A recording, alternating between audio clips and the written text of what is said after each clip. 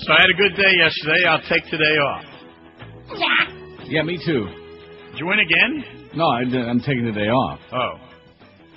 You think I went back there again yesterday just to give the money back real quick? I like to at least let it get warm in my pocket. Well, I had the good fortune of hitting the late pick 4, which means there ain't no more after that. You picked it, huh? Yep. Well, that's good. Well, I'm off to Niagara, so see if I can give them some of that money back from 3-4 weeks ago. Meanwhile, it's been raining very hard here this morning. Well, it rained all day here yesterday, man. It rained like Noah had to get the ark out all day, and now it's sunny and it's okay. It's not too bad. But you need the rain there to wash away all that schmutz and the smoke in the air and all the fires. And that's correct. And your buddy Barry says, as the Marlins prepare to decline San Antonio stadium offer by Monday's deadline, what did I just say, stadium offer, Hialeah Mayor Julio Robaina said yesterday expects a ballpark deal to get done locally. My sense is it'll get done, he says. He's done. And we had a big 87-17 to watch Dontrell get pasted again last night. Yeah. Watch him get just smashed. I saw a little bit of that, just in time to watch them pouring the runs across the plate, the Braves. 9 and 23, is that the record? Whatever. Yeah, pretty dismal. Although they're in Pittsburgh to play a team that's right there with them as far as they're battling for the toilet. They have they're both right down there. Teams that have lost as many games. Kansas City and Pittsburgh, right down there, along with the Marlins. So it's the toilet bowl this weekend. And the good news is next Thursday we got a 105 Marlin game, which means 12:30 exit for this kid next Thursday. Pittsburgh, incidentally, has a new stadium. A lot of good it did. Yeah, that didn't do any good. No. Oh, that goes on everywhere. You know. Oh, if we just had a new arena, a new stadium, still they stink the joint out. They're way down there, mired in no man's land, and nobody shows up. But other than that, why be so negative, you know? Especially when the Hialeah Mayor. You're always big on the Hialeah Mayors. Yeah, well, this guy says that they're going to get the stadium, but all they need is, they don't know yet if Armando Codina is going to donate the land. And they don't know what the real cost of the stadium is going to be. But other than that... And they don't know how they're going to make up over $200 million, but otherwise... Right. But other than that, it looks like a done deal. No problem. Kind of like Clarabelle telling us about all the new great things going to happen on this radio station. It's a done deal. Although I see next week's schedule looks like the same old to me. In fact, Thursday and Friday morning it still says TBD. Yeah, they're working on some things. Well, what the hell does that mean? They're working on some things. What does that mean? Trying to bring some fresh blood in here to do the shows when I'm not around. Yeah. So we're working on some of that. You're not talking about those stiffs from the Sun Sentinel again, are you? No, they're not coming back. No. It's OTOs. What? One time only. I see. Well, otherwise it might be like Wally Pipp and Lou Gehrig, you know. I thought Wally Pipp was a disc jockey on WCFL in Chicago. Or was that Barney Pipp? Wally Pipp. I don't know who the hell it was. He was the real Pipp. Remember Wally Loan Me Your Glove? Yeah.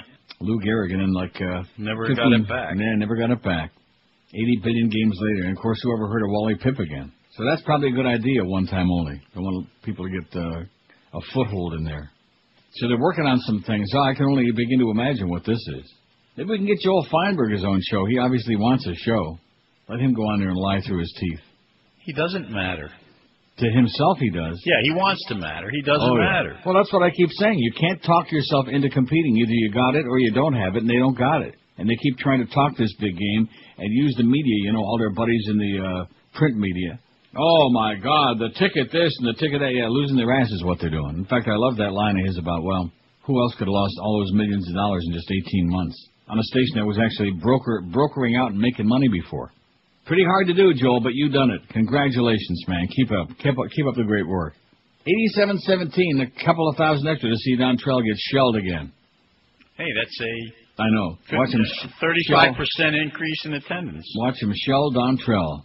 Boy, he couldn't get us out the way he's pitching lately. He can't get anybody out. He has given up 7 runs or more in his last 3 starts. Well, at least he's consistent.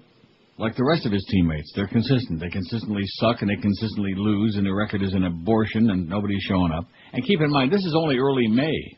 These are the kind of attendance figures generally for a horrendous season like, you know, getting to August, the dog days in September. Oh, wait until the summer. Whew. Yeah, that's what I'm saying. If you think this is bad now, wait until July and August. Because first of all, there's nobody in town in the summer. As you know, everybody gets the hell out. Well, you know what happens in July and August, though? What is that? The Red Sox come in and teams like that. Oh, yeah, that'll do it.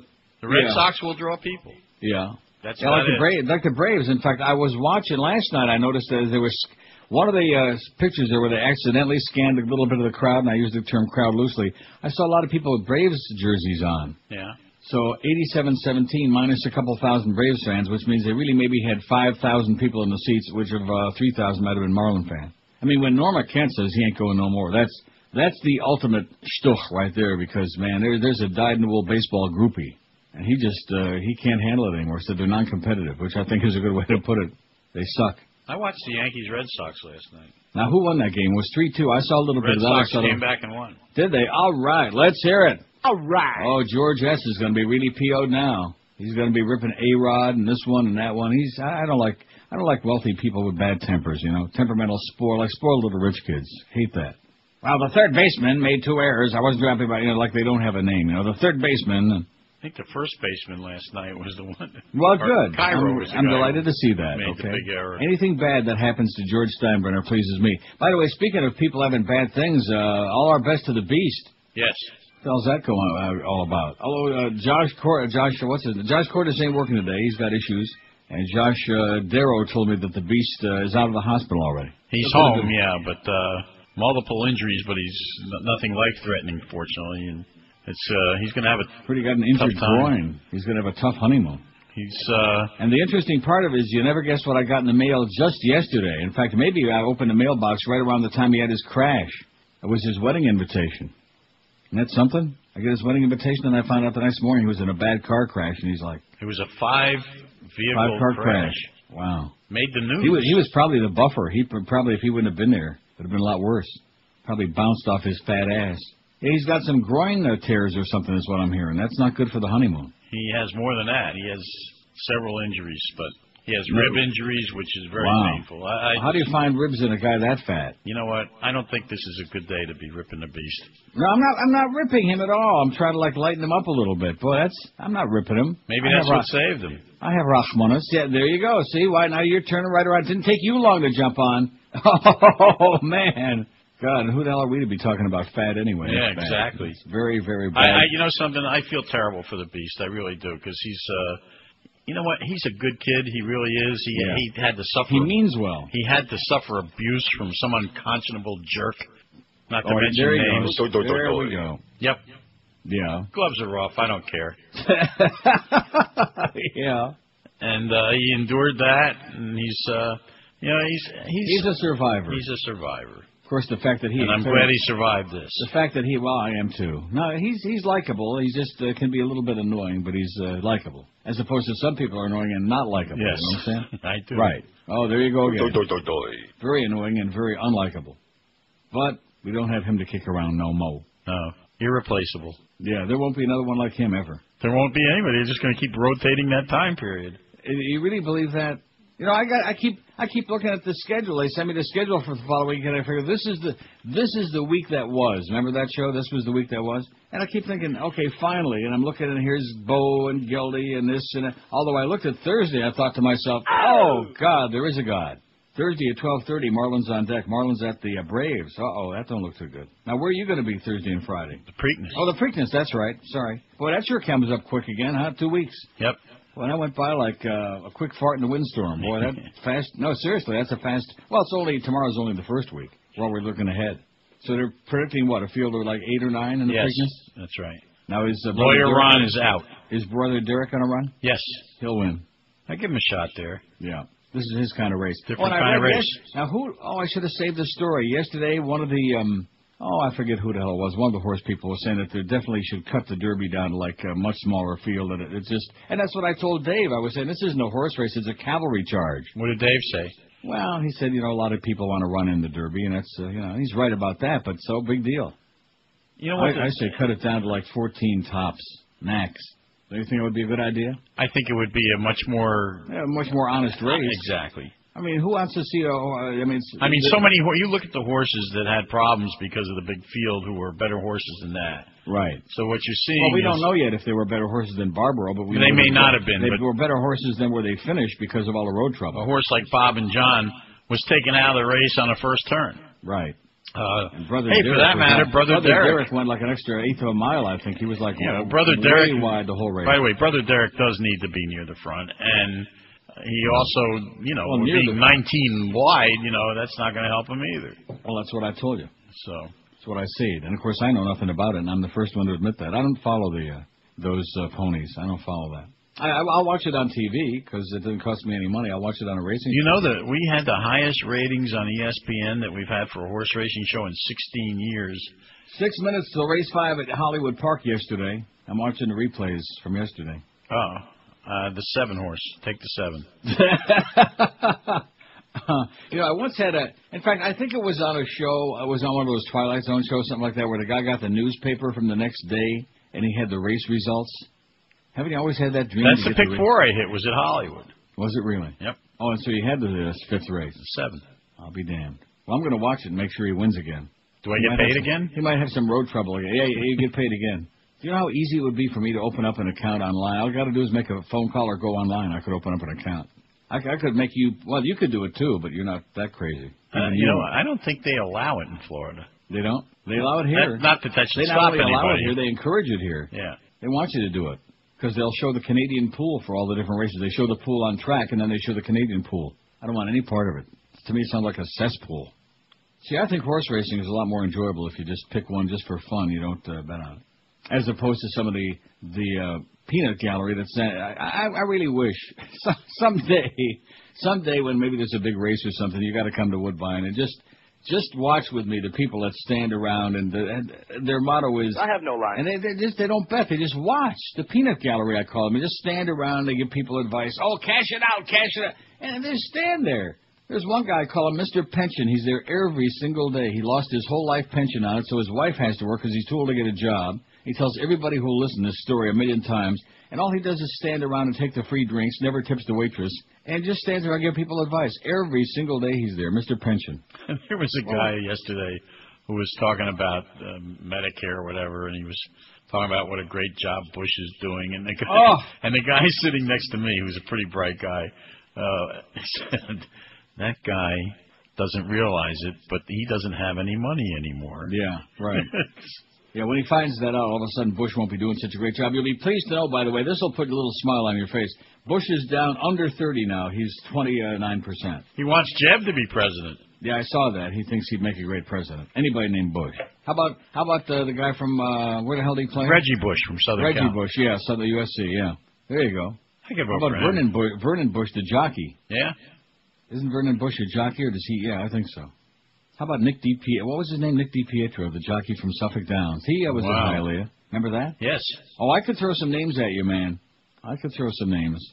And then we'll start throwing some harness racing names from old Rockingham Park. No, I couldn't. I know that. You had me there. These are the things that my mind is cluttered with. W.G. de Oliveira.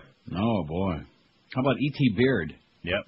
Where the hell's he riding? He's still riding. I think he rides in Texas now. Oh, is it the Lone Star? That's where he rides. That is correct. Boy, you're really sick, just like me. Yep. Okay, well, listen, have a great day. Keep it in your pocket now because you got a big weekend coming up. I am. I'm not doing anything today. What's tomorrow? Tomorrow's a big race day. Is it? Oh, yeah. Saturday. Tomorrow's a big day at Niagara Falls for me, so I'm going to be taking back all that money I won, see if I can give it back or not. I'm going back to that same machine, man. Well, I hope it works for you. I know where the good machine is. I'm going to plunge my guts out. Go get it. Have a great day. You too. Heal up, beast. The views expressed on the previous programs are those of the hosts, guests, and callers, and do not reflect those of the Beasley Broadcast Group, its staff, advertisers, or agencies. Absolutely. Sports Radio 560. WQAM. Fort Lauderdale. Rock solid. Yeah. Georgia. Friday, you bastard.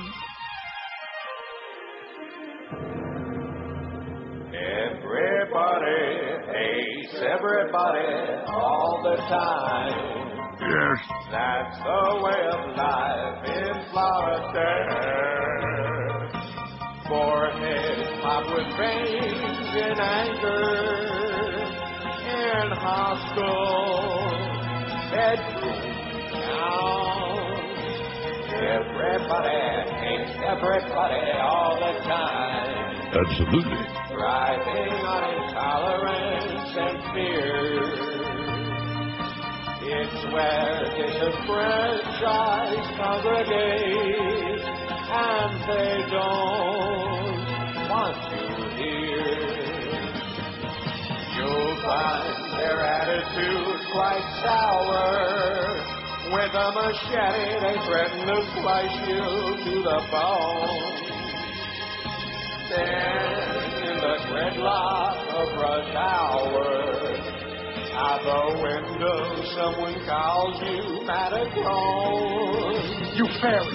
Everybody hates everybody all the time. So how the English do? Something in the breeze is wafting from Pompano. Okay, 10:16 now, Ray. Let's get into it. We got to get to the break. We got to get with it. We got no Josh Cordes today. He's having a undeserved day off. No, but the good news is Tommy came in here to sit in there so that I can sit in here and add things to the poll. Oh, good, because we got a building poll today. I would assume. Thanks, Tommy. Anytime. Now, who was responsible for that abortive open? I think that was George, though, wasn't it? Hey, but they screwed the board up for me. Yeah, it was George. Oh, but you just said that to blame Tommy for your... No, I ran the open, but, like, everything was shut down on the board. Smack him in the head, Tommy. Cut off his drug supply. 10:17, if you love voting, that's a given for just about everybody in South Florida. They like to be out there on the water. They oughter. But if you ever thought about buying a boat, don't do that. Do something a lot smarter. That is, call Club Nautico at 1-800-BOAT-RENT right now. Why pay the expenses of owning a boat when you can rent one totally hassle-free? Join the club, Club Nautico. Call 1-800-BOAT-RENT. You'll be amazed just how easy they make it for you. No docking costs, no expensive upkeep, no insurance, or no hurricane preparation. With a boat from Club Nautico, it's totally stress-free and truly affordable, too. Call 1-800-BOAT-RENT. You don't have to worry about getting the boat ready because Club Nautico does it for you. No cleaning up either because, like I said, they take care of all of these things. And Club Nautico lets you just hop on the boat and go. When you're done pulling to the dock, get off and leave. It's that easy for you. Club Nautico, call 1-800-BOAT-RENT. From unlimited boating to pay-as-you-go small boats to yacht charters, Club Nautico. Call 1-800-BOAT-RENT and let the folks at Club Nautico tailor a plan to fit your needs and your budget. Get on the water today the smart, the inexpensive, the hassle-free way with Club Nautico. Call 1-800-BOAT-RENT. This is Neil Rogers. Rock solid. This is 560 QAM. This is the beast. A fat Jew. I was gonna go to class, but then I got high. Daddy got me into Yale to pass, but then I got high. Now every word I say is messed up, and I know why. Because I got high, because I got high, because I got high. All right. I had to go to Vietnam, but then I got high. I tried to hide out in Alabama, but then I got high. I was way too scared to fight, so I had to lie. Because I got high, because I got high, because I got high. After 9/11, I was king, but then I got high. I had to catch that Osama ding-a-ling, but then I got high. Instead, I attacked Iraq, and no one knew why. Because I got high, because I got high, because I got high. Now we've got a big deficit, because I got high. Even Republicans are throwing a fit, because I got high. Now the whole country is messed up, and we all know why. Because I got high, because I got high, because I got high. Any questions? Yes, Mr. President, what about health care, Iran, and Social Security? What do you plan to do? Hold on and let me think about it. You know, I say we get them homos instead. 10:22 at 560 WQAM. Happy Friday, too. We got Curtis at 2 this afternoon. Boy, that must be a mistake on the schedule, you think? Oh, I see. That's why. I see why. Because we got Geldy from Mad Dog, 4 to 6:30, the Quarterdeck and Sunrise. We got the Squeaker from 4 to 6:30. Marlins on deck at 6:30, then the Marlins at the Pirates at 7:05. In the meantime, on 1360 AM, you got Hurricane Baseball against Wake Forest. Any interest in that? And then Eddie K.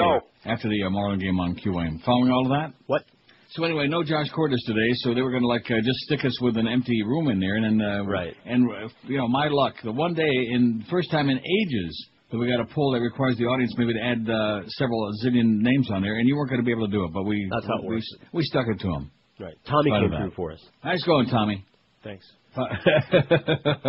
He sounds real enthused about it, too. 558 votes on the... Well, wait a minute. We got a whole lot of other stuff. First, here's the good news from Iraq. 4 more U.S. Marines died in Iraq when their tank rolled off a bridge into a canal. It was an accident, not a result of enemy action. Don't you think that makes it better that was an accident, not a result of enemy action? The families will feel much better about it. That's correct. And there'll be a little bit less dead. And took place yesterday near Karma in Al Anbar province west of Baghdad. It was bad karma. The Marines were assigned a regimental combat team 5. This brings the U.S. military death toll to 2434.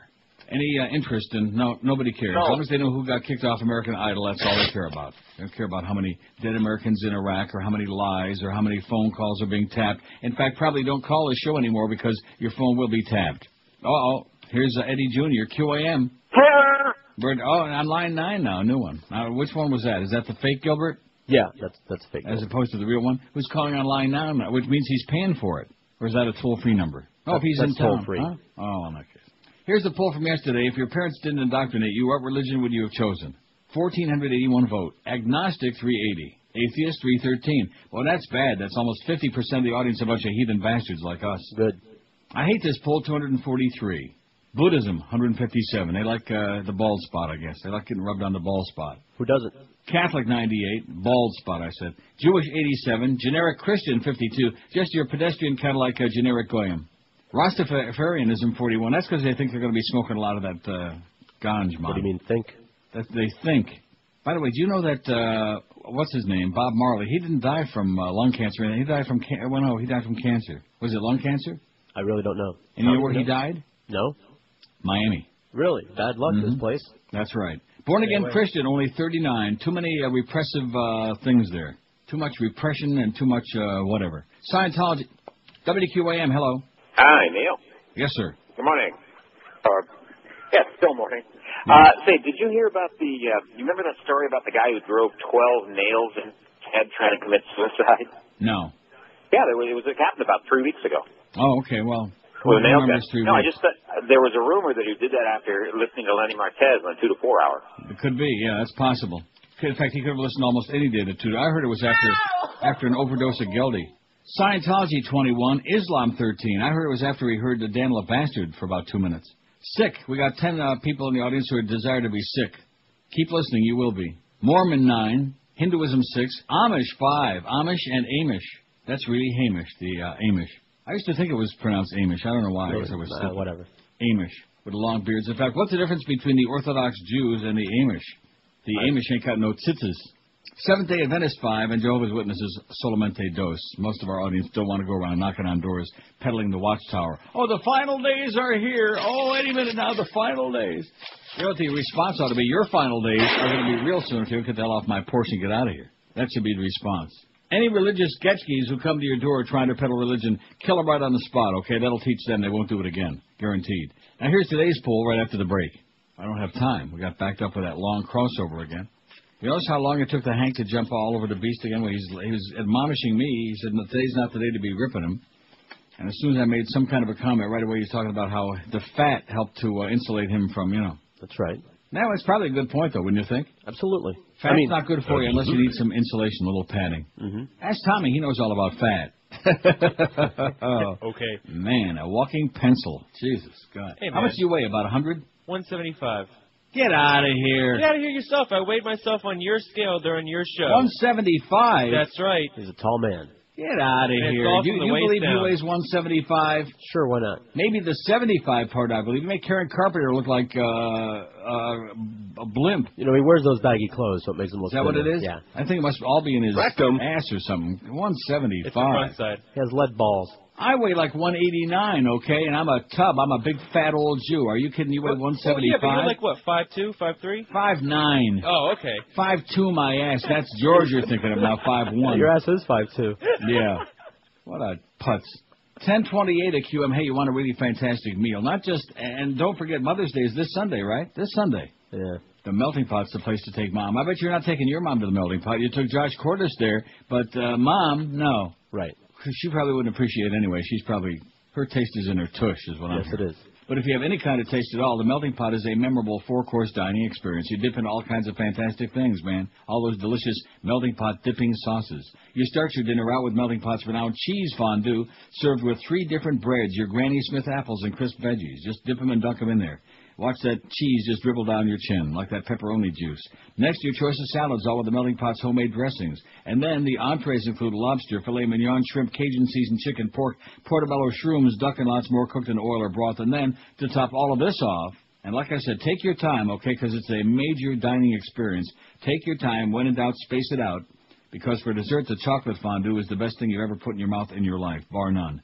Dip fresh strawberries, bananas, pineapple, all your favorite fruits in there. Cheesecake, brownies, topped off with tasty marshmallows rolled in crushed Oreos and graham crackers, and lots more, too. It's a real treat. And speaking of treat, why not take Mom to the Melting Pot this Sunday for Mother's Day? In fact, all the pots are going to be open Mother's Day Sunday at 1. Reservations are filling up fast, so make yours today by calling the Melting Pot nearby you and give Mom a real treat she'll never forget. The Melting Pot's in Fort Lauderdale, Kendall, Coral Springs, Cooper City, Boca, and prestigious North Miami Beach. This is Neil Rogers. This is 560 QAM. For Florida Marlins baseball on the radio. Tonight, the Marlins take on the Pittsburgh Pirates. Presented by Bell South. Coverage starts at 6:30. An exclusive presentation of Sports Radio 560 QAM. It's Friday, you bastard. Jesus Christ, movie star. Are you as Mel Gibson says you are? Used to be the star of Lethal Weapon. Now he's making movies about the crucifixion. People in the theaters are bound to ask, it was okay, but was it as good as Mad Max? No. Jesus Christ, movie star, Rex Reed and the Pope give you for sure. I kick your ass. Jesus Christ, take a look. Don't see the film till you read the book. Jesus Christ on the screen. Glad there was no horse receipt. Jesus Christ, deity. Finally got your name in variety. Jesus Christ, movie star. Are you I figured out during the break why Tommy weighs 175. The extra weight from all the drugs he's carrying in all his pockets. I bet if he emptied his pockets out, he'd weigh about 110. 588. You think that's a point? Well, what's in his pockets? Well, it's up for you to find out. All right. What's in my pants? Oh, jeez. Like I said, get George back in the other room. You know, you're going to get your ass joiced here before 11 o'clock if you don't watch it. Just the less said, the better, okay? Okay. 588. What is the most beautiful place in North America is our poll today. Now, this is one of Sean's polls. Although he said the most beautiful place in America, I said North America because I wanted to throw a couple of other places in there, like Vancouver, which is doing very well, and Niagara Falls. Kauai, Hawaii, 141. And you made a good point before the show. I don't believe that 141 of these losers we got out there have been to Kauai. I've never been there. Maybe they've been to seen Hawaii 6 times. A postcard. Nice yeah, postcard. right. Get out of here. They've been watching too much TV. Vancouver, 78. Never been there either. I heard I'd never been to Big Sur. It's got 73. Right. I've been to Palm Beach, though. It's got 54. All those plastic a-holes in Palm Beach with all their money, man, flaunting their big, big bucks. Palm Beach is, it's okay. Sucks. Adirondacks, 48. Been there. You been there? No. Niagara Falls, 44. You been there? No. Really? No. I'm going tomorrow. All right. In fact, what I'm going to do is I'm going to take a barrel. Mm-hmm. I'm not going over the fall. I'm just going to put my money in the barrel and put it over the falls. Roll Grand out the Canyon, 41. I've flown over it. Haven't been there. It's just a big hole in the ground, really. Not much to see. Seen the Grand Canyon? I've seen pictures. Glacier National Park, Montana. You've obviously been there because you put it on there. Right, so that I could vote for a place that I've actually been to. Oh, 39. That I liked. Well, I voted for, I don't know what I voted for, but someplace I've been to. I guess Niagara Falls. I've been to Savannah, but I wasn't going to vote Lake for Tahoe. Now, I wish I wouldn't have voted because I'd have changed and voted for that, 31. I'm not talking about the city. I'm talking about the lake itself. Oh, man. I don't want to tell that story again about getting lost on the way to Tahoe to go gambling. Why not? What else you got to see? And I went around the mountains there. Oh, brother. You can't go too fast around those mountains or all of a sudden you're in the drink. You're dead. But, boy, all the kayakers and the boaters and the, just beautiful. Lake Tahoe, 31. Savannah, Georgia, 21. What's the big Timmis in Savannah? What's that all about? That would be like saying Jacksonville, Florida, or Hamilton, Ontario. It's supposed to be very nice, and it's laid out nice. I've been there, but, yeah, it's okay. That would be like saying Aintree. Waikiki Beach, Hawaii, 14. Now, we put that on there late, but I've been there many, many times. 6. Diamond Head. And San Diego, California, 7, never been there. 591 vote on the poll. And I'm sure that we're going to add a whole lot more places on here before the day's out. Wouldn't you think? I'm sure. Or not. Or maybe just get a bunch of idiots. We better. And by the way, I'm going to divest myself. See, I live in la-la land. I keep trying to tell myself that I have a grasp on what this is all about after all of these years, you know. About 30, man. But I don't. And so yesterday I got all excited because we put the Stephen Colbert thing. We were late on that. We should have the link to that clip a long time ago. So I guess everybody's seen it. Do you believe that? No. And then, of course, we put the link to that really nifty website on there, whatever the hell it is. What is it that the guy said? 9/11 Truth or something? 9/11 Truth, Scholars for 9/11 Truth, with some really good stories. And was there any, increased response on our... No. Well, we had our usual pretty good response on the website, and the stories read, and this, but not much. Nothing. They don't care. So just keep in mind, all the simpering dumbbells you hear calling in on the show, that is what's out there. That's America for you. I made the comment yesterday. I want to retract it about that stuff. It is representative. That's exactly what's out there. WQAM, hello. Was this 560? Yeah. I need to speak to Neil on this poll business. With a phony voice like that, you ain't speaking to anybody, okay? I need to speak to Neil on this poll business. Yeah. Wow. WQAM, hello. See what I mean about these people? QAM, hello. Hey. Yes. Neil? Yes. How you doing? Okay. How about Alaska for your poll? Alaska? It sounds like a little bit of a broad. That would like saying Hawaii. You know, how about like a place? Good enough. Is it good enough? Okay, George says it's good enough, and you got a bad connection anyway. Wants to get rid of you. You want to say Alaska? Yeah, I mean it's the whole state, right? Well, it's beautiful, I hear. Nobody likes saying Pennsylvania. I don't get it. Okay, we'll put it on there. It's not going to get a lot of votes anyway. How many people been to Alaska? 2. In the whole audience, how many? 9. Yeah, let's send him there. Let's send Grieper there. He'd fit in like a rubber glove. He'd probably be the first Jew in Alaska. WQAM, hello. They got Juno. QAM. Neil. Yes, sir. When are you going to get serious about radio? When I get back into it. Yeah, right. WQAM, hello. Okay. WQAM, hello. Hey, Neil, how's it going? Okay, good. Hey, I think that guy that called earlier, he might have been from Jamaica, man, with the funny voice. Yeah, right. Listen, I got a place for the poll. You got a place? Newburyport, Massachusetts. Absolutely beautiful. Newburyport? I never heard of that in my life. I lived in Boston for 2 years. I don't know from Newbury. I know Newbury. In fact, I lived right off the corner of Newbury Street. There you go. I've been there many times. A lot of fun. Commonwealth Avenue, between Exeter and Newbury Street. I live on Commonwealth Avenue. NU or NEW? Yeah, how are you spelling that? George wants to spell it right. Oh, he got me on that one. He's going to have to Google it. Oh, it's so beautiful. Goodbye. It's a great place to visit, but you don't know how to spell it. What is it? Newburyport? Newburyport, Massachusetts. Well, it's obviously N-E-W-B-U-R-Y, Newburyport, because it would be like Newbury Street, right? Let's just assume that. Yes, sir. Okay, thank you. Have a good one. I'll see you at Brigham's.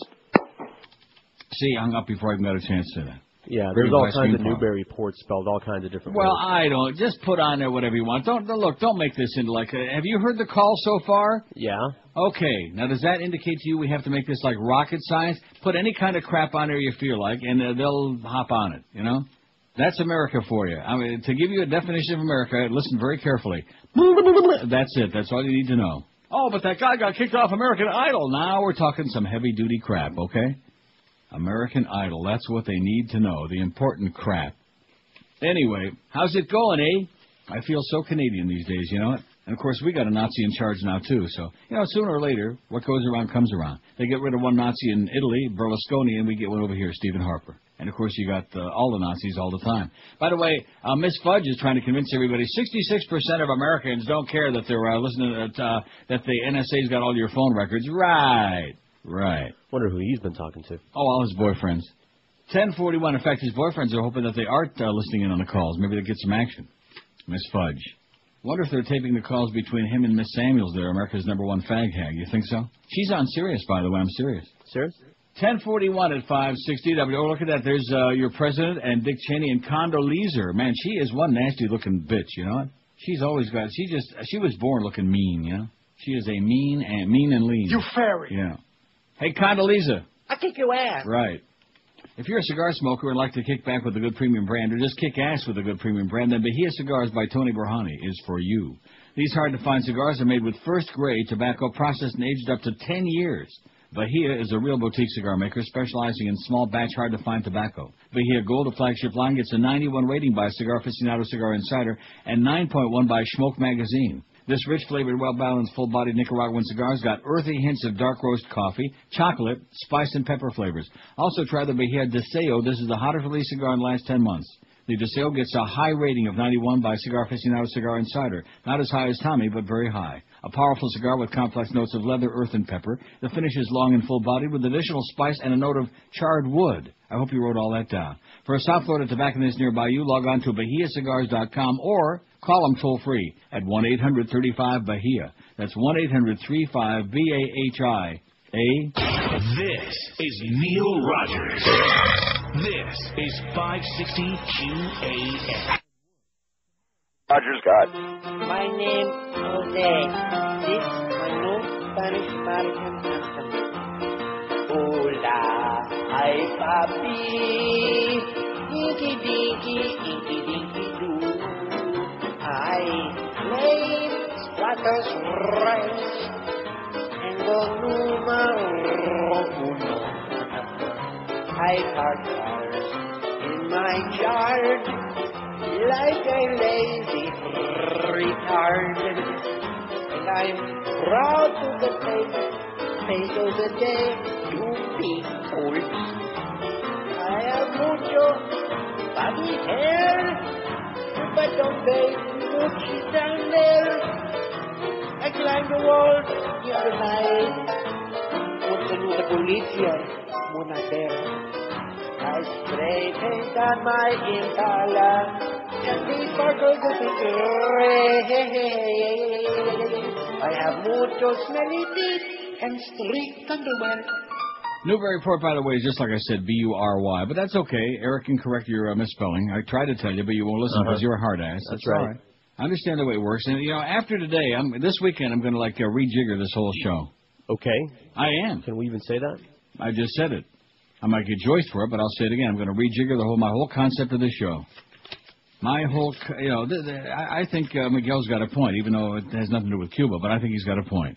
This audience, America, they have no interest in these things, And the only reason Stephen Colbert, that thing got such a big deal is because of where he is from. That's the reason.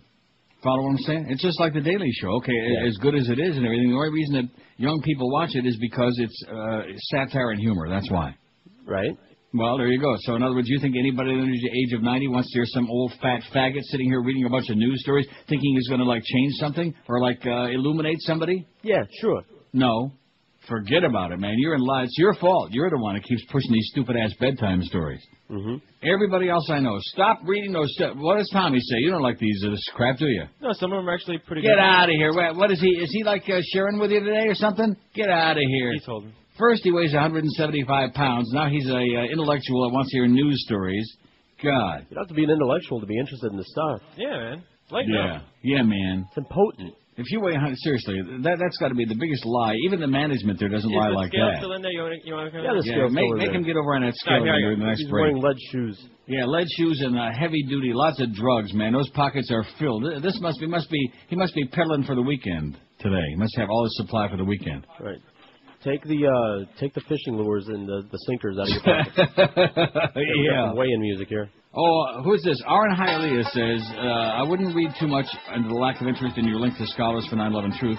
I looked it up myself as soon as the caller gave you that URL. Keep up the good work. Truth is on our side. P.S. George, demigod. That's cute. Demi. Hey, Demi, why you do this to me, Demi? So the result is, with his keychain out of his pocket. Why you do this to me? And his shoes off. Yes. 172. Oh, my God. See, I told you he was exaggerating. I'm afraid. Yeah. Well, that gives me hope, man. If I get down to 172, I'd be just as scrawny as that. Plus, of course, if they stretch my butt. Now, how tall are you? About 6'2"? No, 6. Oh, it's only 6 feet. Yeah. So you only got 3 inches on me. I sure do. Well, that's what Duff said. I don't know. 600. You weren't supposed to respond. You see, you are going to get yours. We're going to get your ass in so much trouble before 11 o'clock. 635 vote on there. See, we can't go there. Don't you understand? We can't say anything anymore. So the idea that we're going to be amusing, entertaining, humorous. Yeah, what are you talking about? Yeah, forget about that. That's ancient history. That's all in the past. Now we have to be real bland. Remember Bobby Blue Bland? Let's go back into that crap again. Bland.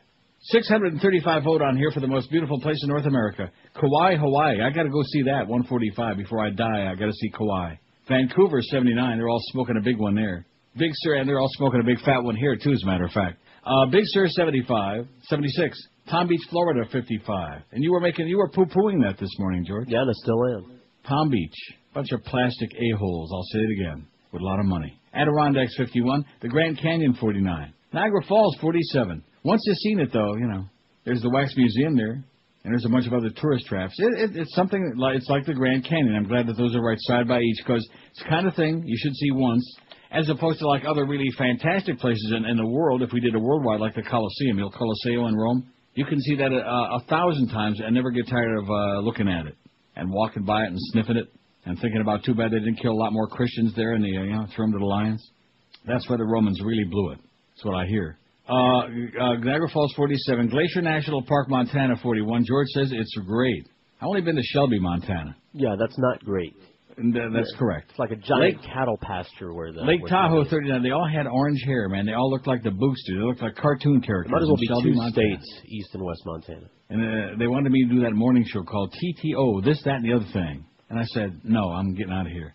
Well, I've been to the high spots, auditioning for big jobs. Shelby, Montana. What was that place in Arizona? Yuma, Arizona.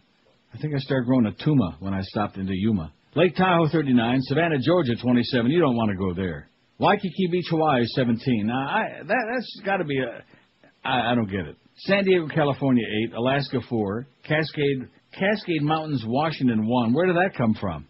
You put that on there? Oh, I put that on there. It came through on a fax during that last break. Oh, Grand Teton National Park, Wyoming, none. Grand Teton, I don't think we can say that. And Newburyport, Mass, none. Oh, thanks, Eric. Eric spelled it right, but it don't say Mass, so they're not going to even know where it is. How about Cape Cod? Cape Cod. Let's get that on there right away. I'll tell you something ugly. In any state. There's a Rosie. In any state, she's ugly, she said. In a human state, or a subhuman state. What a cow. Oh, my God. What a big, fat, obnoxious, pushy bulldyke. She makes me sick. Here's something that's going to cheer everybody up, though, in this crowd. When we did the poll the other day about what they want to hear most on the show, we should have put bush bashing. Don't you think that we got a lot of votes? Uh-huh. What, George left? No, I'm faxing some. Oh. Don't scare me like that. Bush bashing would have got a zillion votes, or at least... About 30, man. At least that many. President Bush's job approval rating has fallen to its lowest mark of his presidency. Oh! According to the new Harris Interactive poll today. Every day there's a new poll, and every day keeps going down. Keeps going. Even Kathy Willits never went down this often. Of 1,003 U.S. adults surveyed in a telephone poll, 29% think Mr. Bush is doing an excellent or a pretty good job, menza, down from 35% April and significantly lower than the 43 in January. Approval ratings for Congress overall also sank and now stand at 18% for your Republican-dominated Congress. Roughly a quarter of U.S. adults say things in the country are going in the right direction, while 69%, Joyce, say things have pretty seriously gotten off on the wrong track. And there's nothing worse than getting off on the wrong track, Joyce. This has been the trend since January, when 33% of the nation said was heading in the right direction. Iraq remains a key concern for the general public, as 28% of Americans say they consider Iraq to be one of the two top most important issues. What's the other one? Oh, immigration debate. 16% of Americans consider it a top issue, down from 19 last month, but still sharply higher than 4% in March. The Harris poll comes 2 days after a downbeat assessment of Bush in the New York Times CBS News poll. And, of course, keep in mind, this poll was taken before the USA Today spilled the beans yesterday about all this eavesdropping that's going on. The NSA, before they spilled that. So, if anything, it's going to keep going lower and lower, and then when it starts having a minus in front of it, then you know the public isn't quite as stupid. They're just slow. Maybe they're not dumb, they're just a little slow. Although I tend to think dumb is a compliment. Mm-hmm.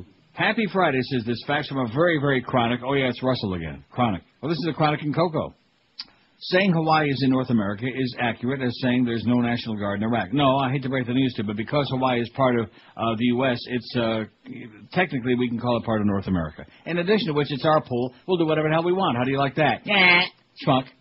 And then he gives me a song and dance about seeing the World Atlas. I don't care what the World Atlas says. Consider yourself nitpick. Yeah, pick this, okay? Go pick your out in the field somewhere, Russell. I told you he's a chronic. Chronic faxes, chronic callers, no difference, man. The main thing is... I have no lie. Yeah, he's nitpicking with me. I already explained at the beginning of the show why Hawaii is acceptable, and it's based on what I decided, okay? I'll decide. My freaking show, I'll decide where Hawaii is. In addition to which, I guarantee you, I've been to Hawaii a hell of a lot more times than Russell has, if he's ever been there. I've seen Diamond Head. Jack Lord's seen Diamond Head. That's what I'm hearing. And you know who else was out there? Raymond Burr. Yay. Also was in Hawaii. All those wealthy. In fact, didn't Raymond Burr buy an island or something? I don't know. Who the hell knows? All those stars with a lot of money. Instead of giving it to us, they go out there and they buy their own property, stuff like that, to get away from all the horse balls like us. 10:56, we got Curtis coming up at 2. Oh, happy day. But then at 4:01, happy day. Oh, my God. The Squeakmeister for the Mad Dog at Quarterdeck and Sunrise. Having Geldy on for Mad Dog would be like having Lenny Martez fill in for Walter Cronkite. Whatever you're driving, need budget has a vehicle for you. Marlins on deck at 6:30. Marlins at the Pirates 7:05 in the toilet bowl. Those two teams, man, between the two of them, they couldn't win a fixed game. Hurricanes baseball against Wake Forest on AM 1360. The Cat at 7:50, and Eddie K follows all of that swill. Today's Friday. I bet there's still a ton of you out there. I haven't thought about Mother's Day. Well, guess what? It's this Sunday. It's 2 days of A. There's still time to make it seem like you put a lot of thought into your gift by sending an original Vermont teddy bear. You still got time. Sending a Bear Graham is so much more personal and fun than those dying flowers that wilt. In fact, sometimes the flowers get there. They're already wilted and broken and messed up. Vermont teddy bears last forever. They're even guaranteed to last for life. You can only get them by calling your friendly bear counselor at 1-800-829-BEAR or by shopping at VermontTeddyBear.com. Your mom or wife will receive a beautiful bear delivered with a free card, gourmet caramels, and a gift card in a colorful gift box. And Saturday delivery tomorrow, is guaranteed almost anywhere in the country. They'll help you tailor a bear just for her, like the nurse, the teacher, the businesswoman, or gardening bear. Check out the new All-American mom dressed in a patriotic sundress holding an apple pie. And for all you mama's boys out there, send a mama's boys bear with a heart-shaped mom tattoo on his arm. And dads, like every year, it's your job to get the wife a gift from the kids. The Mother and Cup set is the great way to go. Add as many cups as you need, and they'll embroider your kids' names right on the outfits. So call 1-800-829-BEAR. Do it today, or shop online VermontTeddyBear.com, because if you do it today, Saturday delivery is still guaranteed. Send a creative alternative to flowers for Mother's Day at 1-800-829-BEAR, 1-800-829-BEAR, and tell them that old crusty Neil told you to call. This is Neil Rogers. Neil, come on. This is 560 QAM. This is the Neil Rogers Show. This is your brain. Any questions? This is Senator Ted Kennedy. Have you been put on a no-drive list as I have? Here's your chance to earn your license back with help from the Kennedy Driving School. The first thing you should know is to stay away from bridges and water. Of course, buildings serve as an obstacle as well. With the Kennedy Driving School, you will join the ranks of many other bad drivers, such as James Dean, Lindsay Lohan, Grace Kelly, Judson Pollock, Jan Barry, Sam Kennison, Harry Chapin, Larry Blyden, and, of course, Ernie Kopak. So apply immediately, if not soon up, to the Kennedy Driving School, and you'll get a license faster than I can run from supporting any measures introduced by Russ Feingold. It's 11:01 at 560 WQAM. Happy Friday to you, May 12th. Mother's Day is this Sunday. Preakness next Saturday. Boy, some heavy-duty stuff coming up. You know the big highlight of the whole next week? No. That the Marlin early game on show, Thursday. yeah. You got it. You're catching on. You're a little slow, but you're finally catching on. Well, 12:30 exit for us on Thursday, Marlin pregame show, and Marlins and the Braves in Atlanta. All right. Love those Marlins. Let's build them a stadium, because if they ever left, then we'd really get screwed. Here's one that says, another Chronic. You know, I just can't take it. I can't handle the Chronics anymore. What? Will you stop? I have no Stop life. already, okay? Stop. Let's get some new and different idiots. I don't mind idiots, but how about some new and different idiots? I'm just burned out on the old we'll have idiots. to bust them in. Oh, God.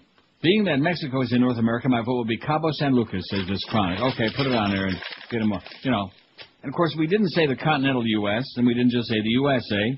We said North America, which can be whatever the hell we want it to be. And if any, you know, if Hawaii is the 50th state, then why the hell can't it be part of North America if it's part of the USA, right? Russell, you jackass, you Chronic, you lifeless I have no clown, man. And, of course, he'll fax again. You can be damn sure. Oh, I'm so offended, and I'm not Chronic. Yeah, you are. You're the Chronic and Coco. We know who you are. Chronic. I recognize the handwriting.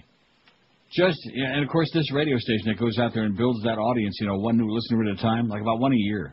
Now, I guess that's why they want to extend my deal, you know, so maybe we get like 10 new, if I can live till 73, I get like 10 new listeners before I croak, before they've milked every last ounce of blood out of this pathetic old fat cheesy body. You have any idea what it's like sitting here in my boxer shorts and behind me, because this was a bedroom, you know, before they made it into a studio? Mm-hmm. And there's all these, you know, the sliding doors with the mirrors. And if I sit sideways and I look back there, I see the most disgusting, grotesque. Oh my God! Yeah. This big fat pupik hanging out. I'd cover that mirror up. So I may weigh only like around 190-ish or a little bit less, but probably 50 pounds of that is flab. See, there's a difference. Mm-hmm. I'm not lean and mean like some other people. Mean part, but not the lean part. WQAM, hello. Line 1, mark it down for the engineers. QAM, hello. Hey, good morning, Neil. Yes, sir. Hey, I voted on your poll late last night, but I always thought the Grand Canyon was one of the most beautiful places that I've been. Well, it's in there. It's number 5 at the moment, number 6, 2, 4, 5. Super duper. And I also wanted to let you know, I'll be one of the 2 people listening to the Hurricane baseball game tonight. All right. Then be sure, and now listen, be sure and drive into Dade so you can hear the signal. I will. All right. Yeah, 1360, man. I worked there. I know what kind of a crappy signal they got. Catch the cat. How's my old buddy Sid Levin doing? You know, you didn't, when I was on with Hank, you forgot to mention, and I forgot about Floyd Patterson dying, because Hank would remember who that is, because you guys don't even know who that is. Boxer. Who? See, Tommy knows who it is. He was 71 when he died. Yeah, you already saw that. Get out of here. You saw it on the news. Come on. He already seen it. You wouldn't know Floyd Patterson from Sonny Patterson.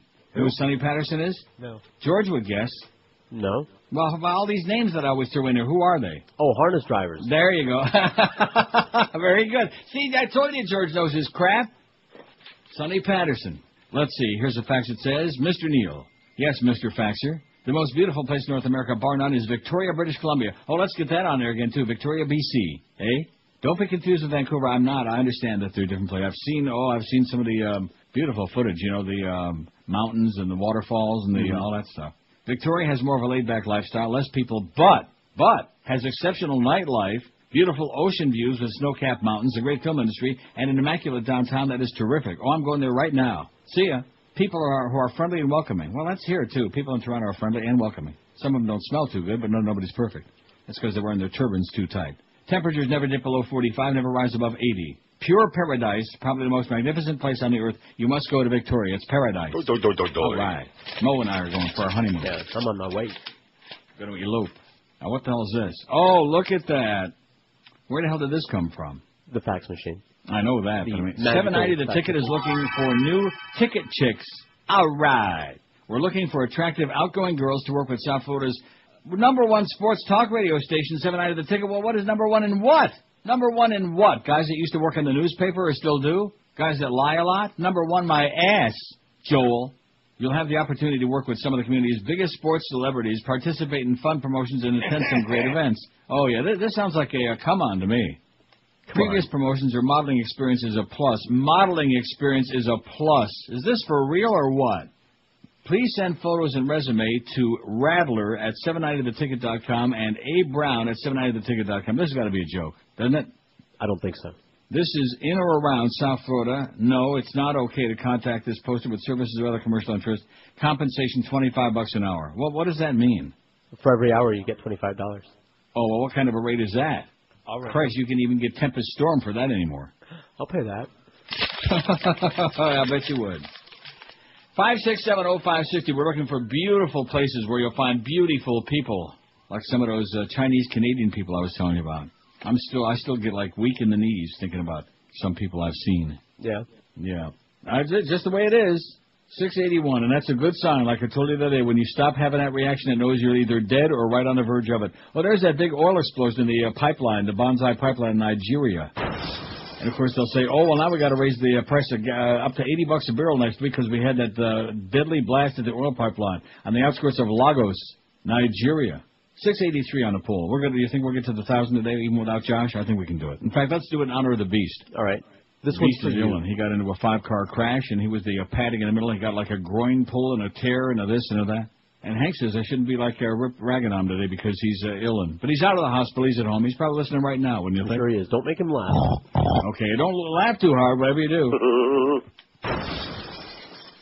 And I'm serious. On the same day he's in a car wreck, I get that big, very fancy, schmancy wedding invitation. You get yours yet? Yeah. You know, it's a black tie affair. Yeah. I'm going to have to rent a tux. Oh, it's one of those deals. Huh? So that's another reason he shouldn't have been sending that thing here. Well, he wanted to impress me, I guess, yeah. You think I could get Ken to let me use one of them? Did Tommy get invited to the wedding? No. No. Well, you already weigh enough. Send him your invitation. Yeah, that's right. I'll send it down there, give it to Tommy, and he can show up. He won't eat as much. WQAM, hello. QAM. Hello? Yes. Yeah, Neil? Yeah. All right. Listen, there's one more place you forgot. Yeah. Beautiful downtown Miami. How do you know it's making a comeback? Yeah, okay. You know something? Your people, some of them need to turn around and go back. I don't want to, he needs to go back. Yeah. He ain't no Desi Arnaz, I'll tell you that right now. He ain't even no Poopy Campo. He's more like Poopy Compost. WQAM, hello. Excellent segue. WQAM, hello. Gusto's Hey, ratings Neil. up. Yes. What's up, buddy? How you doing, know pal? that you share an anniversary with Dwight Lauderdale? 30 years in the business. Get out of here. Yeah, it was 30, man. Yeah, They but have he had a better mustache. On the newscast at 5 o'clock, they put like different people from the community on there congratulating him. Anyway, Yeah, I'll bet you had more recognition on his 30th than I did. dude, That turned out to that was a big deal, man. All this time I thought that was going to be like a milestone. Turned out to be like a turd stone. He even had Gloria Estefan, all right? Yeah. All right, listen, Neil. The Corleone house is on Lake Tahoe, isn't it? See what I was just telling you a couple minutes ago? I stand by my statement. WQAM, hello. It puts Max Finnegan in the basket. Oh, those damn Senators got lucky and won a game last night. Damn it. That's a pretty good game. The second period, especially, Buffalo was all over them like stink on Greg, man. It was incredible. But they just couldn't put they got the tying goal at the time. That Daniel Briere, that was one hell of a play, Danny boy. And Max Finnegan, he can play on my team anytime he wants, man. Number 61. Hey, Max, what do you got? 5670560. They missed the wide open net there. That was kind of bad. Not good, Max. WQAM, hello. WQAM, hello. Uncle Neil. Yes, sir. How you doing? Okay. Good. I got one for your poll there. Excellent. The Smoky Mountains National Park. The people are a little bit, but near. But other than that, it's beautiful up there. Smoky Mountain National Park. Now, where is that? It's on the border of North Carolina and Tennessee.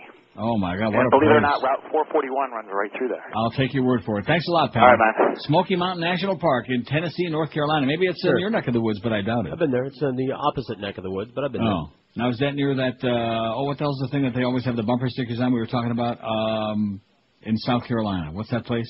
there. No, it's nowhere near South What Carolina. is that place? What? I mean, actually, it is. What is the place? In South Carolina? Yeah, or in North Carolina. That place where they always have the bumper sticker on there. We talked about this just a couple of weeks ago. Boy, your Alzheimer's a lot worse than me. It's all that bad weed you're smoking, man. Right. What No, was my- the place? my Alzheimer's- I don't know what you're talking about. Hilton Head Island? No. It's like a big Stookies, like a place where everybody gets off. It's like a amusement place. Six Flags? No, close. Now you're warming up to it. Somebody will know. Six Fags? Six Fags Atlantis. That's it. Yay. You fairy. WQAM. Hello. Yeah, who's Hank going to the wedding with? His Mo. mom. Hank and Mo. Mom. Hank's mom's been dead a long time. Why do you say that? That was in such bad taste. Well, that's You're picking on Hank's mama? Never met her. Well, you're not going to now, I don't think. He could take my mom. Just because you're PO'd at your mama, don't be picking on everybody else's mama. Next thing, you're going to be making caustic comments about my mama. This is Neil Rogers. Feel free, go right ahead. This is 560 QAM. Friday, you bastard. Well, if Peter Piper picked a peck of pickled peppers, how many pickled peppers should Peter Piper pick? Oh, I almost got it. John Stevens. Week after week, I wondered why.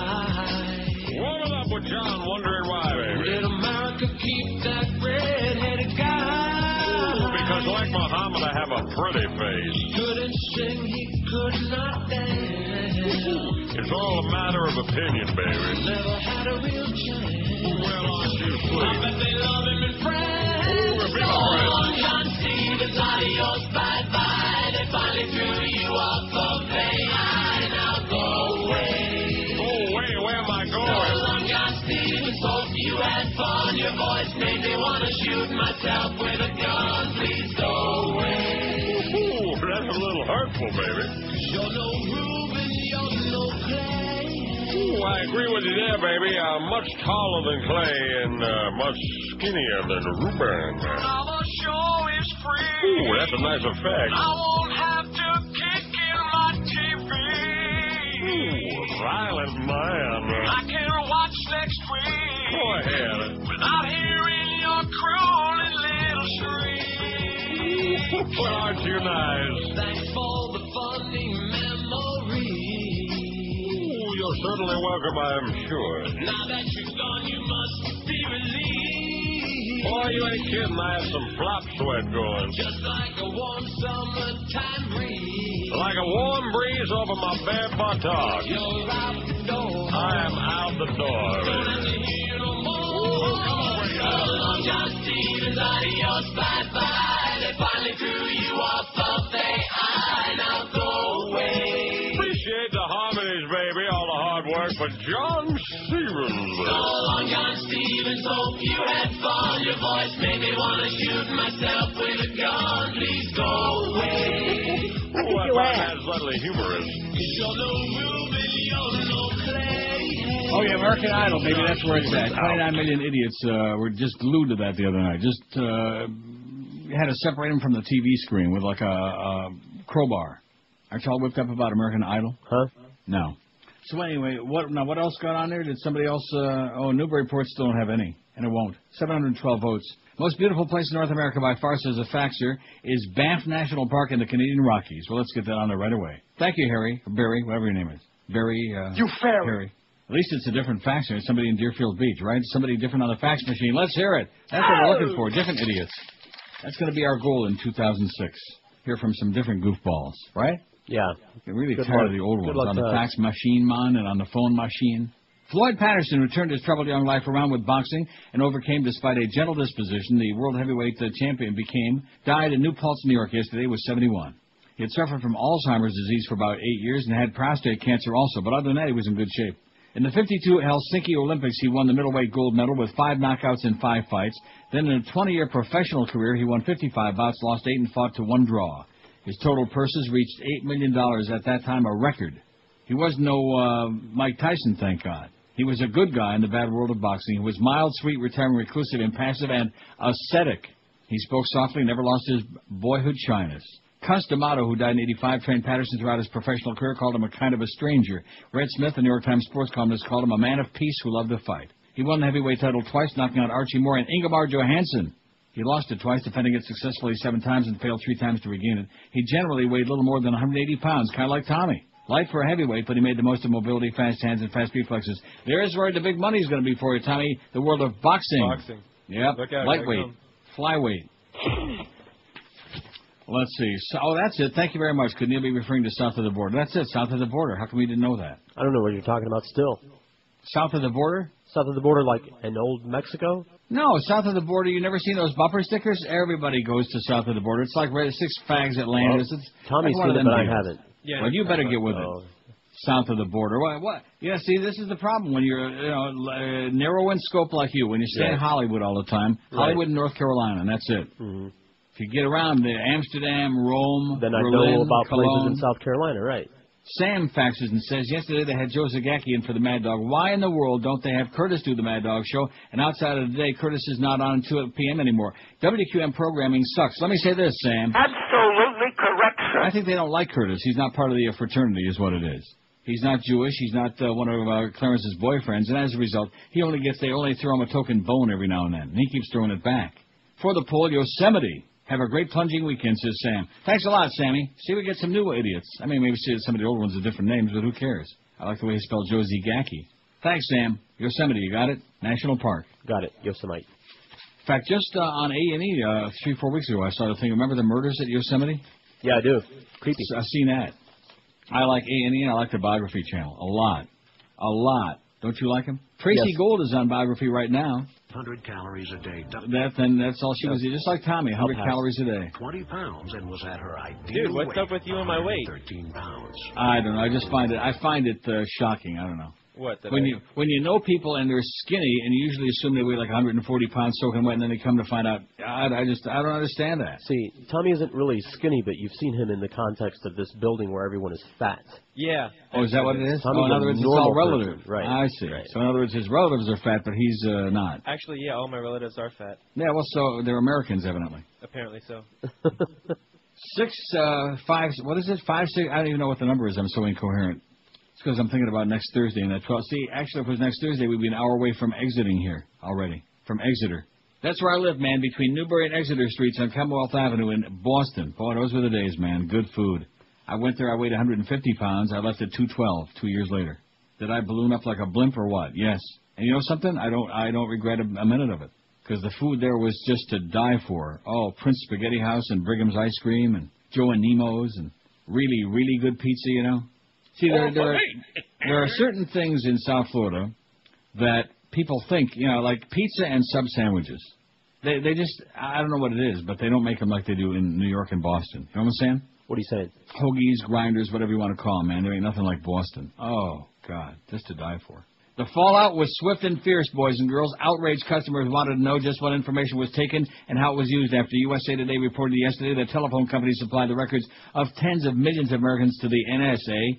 Lawmakers called for investigative hearings and said the controversy could complicate White House efforts to win Senate confirmation of Air Force General Michael Hayden as CIA director. Herr Gruber Tochus. President Bush, seeking to deflect mounting criticism, defended his domestic intelligence program, saying intelligence agencies fiercely protect the personal information of Americans. Right. But that provided little solace to those who think their privacy has been seriously violated. Jason Blank, 25 of Sunrise, said, people should be scared of it. We don't know what they know and what they're using those numbers for. You go, Jason. Not everybody was upset, however. For me, it really doesn't matter because it's not like I have anything to hide, said Long Tranong Ho, 21, a biology major at FAU in Boca. Sounds like some kind of a ho to me. How do you like that? Long Tranong Ho. I don't have anything to hide. Oh, that's good. That's a good excuse. So let's just give up all our rights because we ain't got nothing to hide. What a jackass, Long. What a long jackass. According to USA Today, well, we already know that. Verizon, we did that yesterday. Bush denied mining or trolling. Like I said the other day, he looks like definitely an old troll. Mm-hmm. Take it from this old troll. I know him when I see it. I can smell an old troll from a million miles away. Old troll. And you notice lately, he's always, even when he introduced Hayden the other day, he's always got that, like, kind of more whimsical than ever, like, confused deer in the headlights look on his face. Yeah, it's the medication. Like, is this going to help? Is this going to help? No, it's not helping. You're down to 29%, bozo. You dumbo, you butcher, you lunatic, you maniac. And all that crap about, well, here's the president after all. Well, good for him. I got the O.J. story. Did you see that? No. You're gonna puke your guts out when you hear this. You are absolutely. Have you eaten anything yet? No, it's on its way though. Out in Cuba. What is that? La cara oculta, la luna. What is that? I don't know what you're talking about. Daily dose. The occult face? Oh, they got a daily dose. It said they're out in Cuba. I think it was some kind of a gay thing. Not that there's any of those people in Cuba, you understand. No, they all came over because they all moved to South Florida. This is Neil Rogers. This is 560 QAM. You drudge packing? You must be very, very quiet. When colds and allergies have your nasal passages feeling like a plugged-up rabbit hole, Wabbit? Well, reach for the double-barreled relief of Sudafed. Like a shotgun in pill form, Sudafed hunts down the toughest sinus problems. there you are. Take that, congestion, and that post-nasal dwip.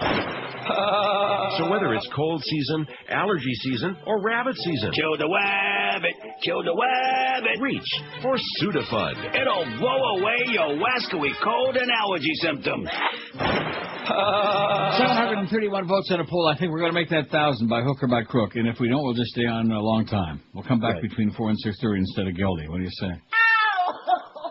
Here's that O.J. story that's going to make you just upchuck, man. You're going to puke your guts out. I got my bucket. Trust me.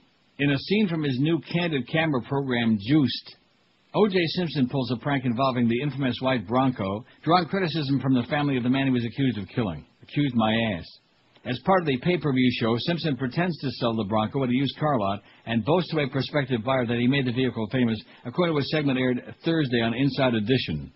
It was good for me. It helped me get away, Simpson said, referring to the slow-speed televised police chase that preceded his '94 arrest on charges of murdering his ex-wife, Nicole, and her husband, Ron Goldman. Goldman's father, Fred, told Inside Edition he found Simpson's comment morally reprehensible. Well, Simpson is morally reprehensible, so why should he be talking like some kind of a mensch, right? Right. Like some kind of a civilized human being. In fact, when they asked him, remember the Human Beings, name of that song? When they asked him who killed those people, he said, nobody but me. That was by the Human Beings, wasn't it? Right. Right. See how these all fit together? You following this or not? I don't think so. Yeah. In the criminal trial, Simpson was well, we know that, but much of that judgment, $33.5 million remains unpaid. I don't think he ever paid him anything, did he? No, not a dime. Not a dime. Not a single solitary dime. And that's because probably Greg and Scran were busy getting his next trip all set up to our studio, all the way from Kendall. That is one of the days that will live in broadcasting infamy, man, when they whisked his ass and they paid to fly him in from the West Coast, to fly him in for the Neil Rogers fundraising golf tournament, after assuring me, promising me that they weren't going to have nothing to do with him. Remember that? I'm sure you do, like it was just yesterday. I even saved that memo. Yeah. And then they tried to make Tracy Caracedo, who was there for about 5 minutes until he was onto their lies and BS, they tried to make him the fall guy. Oh, you're going to have to take the fall for this. And he said, no thanks, I'm out of here. Nice going, Tracy. Any money that he makes, I hope, will go to satisfy the multi-million-dollar judgment he made against him in a civil case of Brown family attorney Gloria Allred, the lady in all red. The hour-long program is airing on pay-per-view this month. Oh, I'm sure that everybody and their brother is going to... I know some people will pay to watch it. Pay-per-view? Greg, Screwan, and, of course, the water Nazi. Is she still there, or did they finally get her ass out of there? No, she's still running around, but... She's still there? Leaving. With her ear to the wall? Who the hell is she spying for now? The hour-long program is airing on pay-per-view this month, and a DVD offering uncensored material will be made available soon. Juiced executive producer Rick Marr told the A&P. Other practical jokes include Simpson disguised as an Elvis impersonator, a vagabond selling oranges for money, and an elderly man leading a bingo game. Simpson wasn't paid for the program, Marr said. Basically, O.J. decided to do this because he wants to do it, and he wanted to have fun with it, Marr said. Didn't get paid for the program. Do you believe that? They probably paying him out of the table, because otherwise he's got to give part of the money to the Goldmans and the Browns and the Greens. Freddie Green used to pitch for the Pirates. O.J., you just can't get rid of him, man. Just can't get rid of him. Although, there's one way comes to mind. I'd be real careful next time I hopped in the Bronco, O.J., if I was you. That's what I'm thinking. Because somebody probably don't like you somewhere. Wouldn't you think? I would imagine. 739 votes. Now, I'm thinking, how come, now don't put this on there, but I'm thinking like Durant Eastman Park in Rochester for the Lilacs this time of the year. I bet you the Lilacs are in full bloom, man. Oh, I got to go over to Rochester and see the Lilacs. Not. Maybe if I just go down to the lake, and take a... Oh, probably it's wafting right across Lake Ontario, you think? Take a sniff? Yeah, take a sniff of Rochester. I hear it stinks these days. 739 votes on the poll. What's the most beautiful place in North America? It sure as hell ain't Canandaigua, New York, although the lake is kind of pretty. You ever been on Canandaigua Lake? No. Cayuga Lake? Cayuga Lake? No. Seneca Lake? Only been to the city in New York. Oh, I see. Newark. That's the only place in New York State you've been? You haven't been to Buffalo? Nah. Oh, congratulations. Good. You don't want to go there. And you also don't want to go to Niagara Falls, New York. If you go to Niagara Falls, go across the border, go to Ontario, eh? Don't go to Niagara Falls, New York. You'll be real sorry. Aye. It's a turlet. You'll think you're like in Opelika. Well, no, there's white people there. Kauai, Hawaii is leading the way, 165, and George is very skeptical that many of you have been to Kauai. It's just not on most people's itinerary. Most people of us, when we go to Hawaii, we go to Oahu, Honolulu, Waikiki, right? I would imagine. And yet, look how far. Oh, that's moving up a little, but not even close. I want to go to that leper colony they got in Molokai. Okay. See some lepers. All right. Up close and personal. Maybe touch one. Can they change their spots? Vancouver, 79. Big Sur, 79. The Grand Canyon, 65. Hole in the ground. I don't know. I mean, the guy called before and said, boy, it's sure beautiful. Yeah, I've seen it. When you go to Vegas next time, take the tour, They fly you over and you look at it, and they fly right down in there, and you, oh, yeah, look at that big hole in the ground. Palm Beach, Florida, 59. Adirondacks, 52. That's okay. Lake Tahoe, 49. Now, that's beautiful, man. That is something else. Breathtaking. Niagara Falls, 48. Glacier National Park, Montana, 46. Savannah, Georgia, 28. Man, you people need to get around a little bit more.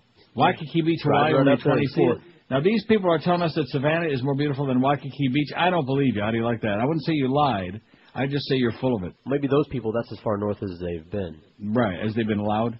Now, let me ask you this. What do you... Oh, without looking at the map, don't cheat. What do you think is farther north, Savannah, Georgia, or Hawaii? Hawaii is south of us, man. You sure of that? Positive. I've been there. It's out in the middle of the Pacific. And the water, man, is so clear. The Pacific is so clear and so warm. Unlike the Atlantic, which is filthy and schmutzy and all that crap washes up on shore, Not in Hawaii. The water is pristine and clean and warm. I tell you, I saw that baby whale when I was swimming one day. Are you sure it was a baby whale? How do you know it was wasn't a big dolphin? Tank. No, it was a baby whale. Baby beast. It was yellow. Could have been the baby beast. Don't be picking on the beast on the day that he's like ill, and that's what the humper said. Don't pick on him today. What kind of whale was it? Humpback? It was yellow. Beluga? It was yellow, seriously. Yeah, it was beluga, caviar. Alaska, 18. Who the hell wants to go up there? I once picked up a hitchhiker from Alaska. I want to go to Alaska. I hear it's beautiful. Actually, he wasn't from Alaska. He was living there, and the only way he could get there was to go to Nome and then take like a rowboat and go to wherever he lived. Right. His name was Chuck Bryan. Wow. What? You remembered his name and he wasn't even a harness driver. I remember a lot more than just his name. What, believe me. His shoe size? No, but something else. San Diego, California, 11. Smoky Mountains National Park, 8. Well, I'll tell you, those were the days before America became so when you could actually pick up hitchhikers. Oh, brother. You'd have to be a crazy person to pick up a hitchhiker now. Would you agree with that? Absolutely. Yeah. I mean, absolutely. Back in the old days, I hate to. In fact, I think Chuck Bryan was one of those people. I was like driving I-10 out to where was I going? To Yuma, Arizona. Yeah, well, I would never pick up a male hitchhiker in any. I understand that. Any more than I would pick up a female hitchhiker. We do understand the difference there. It's called a thing. When do you see a female hitchhiker? There used to be. Are you kidding me? Get out of here. There used to be female hitchhikers. Get out of here. I'll pick one up. That was a lifetime ago. These days, you think they're hitchhikers, but they're something else. No, they're not. There are female hitchhikers. Okay. Some of them maybe look like guys, but then you find out a little later on. Grand Teton National Park, Wyoming, 6. Victoria, British Columbia, only 3 so far, but that's going to go zooming up there. I've seen it. I haven't been there, but I've seen it. Cabo San Lucas, Mexico, 3. Yosemite National Park, 2. Cape Cod has only got 1. Come on. Cascade Mountains, Washington, 1. And Newburyport, Mass, 1. That's the guy who called it in because nobody ever heard of it. Cape Cod's only got 1. You ever been there? No. Oh, my God. The Kennedys they'll put you up there. And Hyannis. I'll go visit the Kennedys. Have some right. chowder. Yeah. Have a few brews. And Hyannis. You know who that's named after, by the way? Let me give you a clue who that's named after. Hiya, Howie! Yeah, Jeff High. I thought it was named after a laughing hyenas. 5670560. We got Curtis at 2 to 4. Boy, I'll give you a little bit of a breather in there. Let your eardrums until that comes along at 4 today, boy. And I'm looking at next week's schedule. Should I already tell him? I already got it. Oh, my God. Seriously, he's got to have the naked pictures. There's no doubt. There is no question in my mind. Monday, we got Bo 2 to 4, but then we got... Oh, sorry. 4 to 6:30. What was that going to be? Joe Zagacki, I thought. Sucks. I was wrong. Now, he's not on there next week. Oh, wait a minute. I take that back. Tuesday, 2 to 4, we got at the Hard Rock. And Curtis also, 4 to 7 with Bo. Curtis and Bo. They're trying to, mix and match. Wednesday, 2 to 4, we got... And then Curtis and Josie, 4 to 7. Oh. Then we got that ball game on Thursday. With a pregame at 12:30. Who follows the ball game? Oh, Madwich is back. Thank God. Thank the Lord. Then Friday, 2 to 4 again. The man with the naked pictures. This is Neil Rogers. This is 560 QAM. Friday, you bastard. Hello, folks, and thank you, Ed. What's that? Ed McMahon isn't up here yet? Well, if you've seen him lately, you know it won't be long now. It's great to be up here in heaven, I'll tell you. It's better than the alternative. In fact, it's so hot down there. I'm glad you asked that. It's so hot, they're thinking of renaming it Los Angeles. It's going to be a night like that, okay. How about this one? It's so hot down there, Uday and Hussein asked Hitler if they could borrow a couple of his thongs. I'll tell you, I'm having a great time here in heaven. Yesterday, I played golf with Bob Hope. Today, I'm playing tennis with Arthur Ashe. And tomorrow, I'm recording some tracks for Tupac's next album. Well, that's it for me. I have to go back to my room. St. Peter put me up in the Michael Jackson suite. Turns out Michael's not going to need it after all. Stick around, folks. There's more to come. Here's Johnny. He's dead. And you know something? I think that bit was emblematic of his show, you know? Mm-hmm. That was just the kind of humor that he was famous for. Weak. No, you can't say that. He was an icon. He was legendary. Okay. I never thought he was even remotely amusing. It's 11:45 at QAM. Seriously, says the New York Daily News, CBS near deal on Stern suit. Don't we have to have an obligatory Howard Stern story every day? Apparently. I think that's written in my contract. Oh, in fact, I got 2. I also got another radio story. And we are thinking very seriously about getting back into radio one of these days.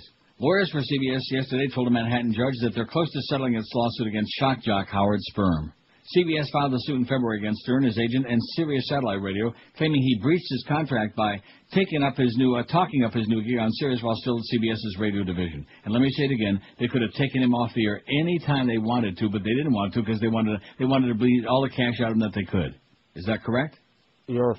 Stern, what's the food today? I bet you it's Howie's. Yes, it is. Knew it. Oh, you're getting a little slop over too in there, huh, Mr. Fatso? We've got to pay him for running the board somehow. Now, you're not going to get stuck there all day, are you? Who's coming on at noon? No, I'm here for a while, man. What kind of a deal is that? This is the guy who's got a muy importante job in there. And I'll tell you one thing, though. Thank God Robert Griefer didn't go in there. He knows better than that. No, I'd walk out. I will not. I'd walk out. I will not. I don't want to be. I don't want to smell here comes him. Griefer now. I don't want to be anywhere near that close to it. Is he coming in there for the food? Nine. Yeah. Oh, it's pork, so I doubt it. Oh, it's pork. I heard it wouldn't be the first ham. time.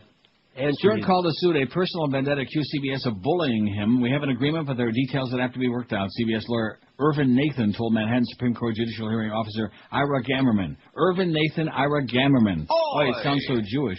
We're very close to settling, Nathan said. Stern's lawyer, Pete Parcher, declined to comment. Peter Parcher. The suit claims that Sirius got free time because Stern used the CBS airwaves to promote his move to the satellite network.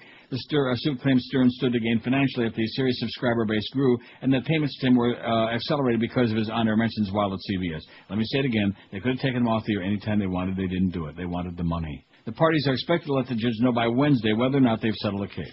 Well, they're working on the outside to settle it. They're making a deal.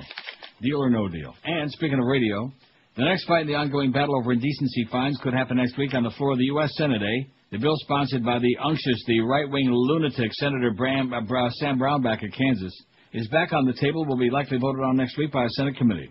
This bill would multiply current indecency fine amounts by tenfold, with the maximum jumping from $32,500 to $325,000. And if you think Joyce is repressive now, you just wait. We just wait until if they do put this thing through, okay? We won't even be able to say not even the word, much less sniff one. Other indecency bills have been floating around the House and Senate for the past few years since the 2004 Super Bowl and Janet Jackson's Nipplegate incident. In fact, just last week there were reports of a new push behind the House version of the bill led by Senator Bill Fist. However, that move to hotline the legislation was blocked. New indecency legislation has been stymied by Senate Commerce Committee Chairman the unctuous Ted Stevens of Alaska, who stated in the past he'd prefer families and individuals police what they see and hear rather than using higher broadcast fines. What a concept. However, sources tell the L.A. Times that the bill will go before the Senate Commerce Committee for a vote next Thursday, May 18. Oh, we get a chance to vote on it because that's the day we get off early. I'll have to take the pink eye out to L.A. Conservative organizations have lobbied extensively for higher indecency fines and seem certain their work will pay off. Once it's on the floor and allowed to be voted, I'm sure we're going to win, Tom McCluskey of the unctuous Family Research Council told the L.A. Times. The Family Research Council. A bunch of Farbissina right-wing goyim who think that they're going to decide what you can hear, what you can read, and everything is so dirty. In what could signal a frightening new fact of life, oh my God! In the age of global warming, Canadian and U.S. forecasters are warning that another major hurricane season is brewing in the Atlantic Ocean. Oh, that's the last thing we needed to hear, isn't it? Yeah. And I bet you there's a whole lot of people that still are putting their ass back together from Wilma, including me. Still a lot of blue tarps up there. Yep. Still don't have the patio screened yet. The pool patio, no screening yet. The 2006 hurricane season officially opens June 1, which is not that far away. In fact, the summer schedule, George, is not that far away. I hope you got a lot of good poll ideas for this summer. No, none. Oh. I'm thinking of a lot of good poll ideas.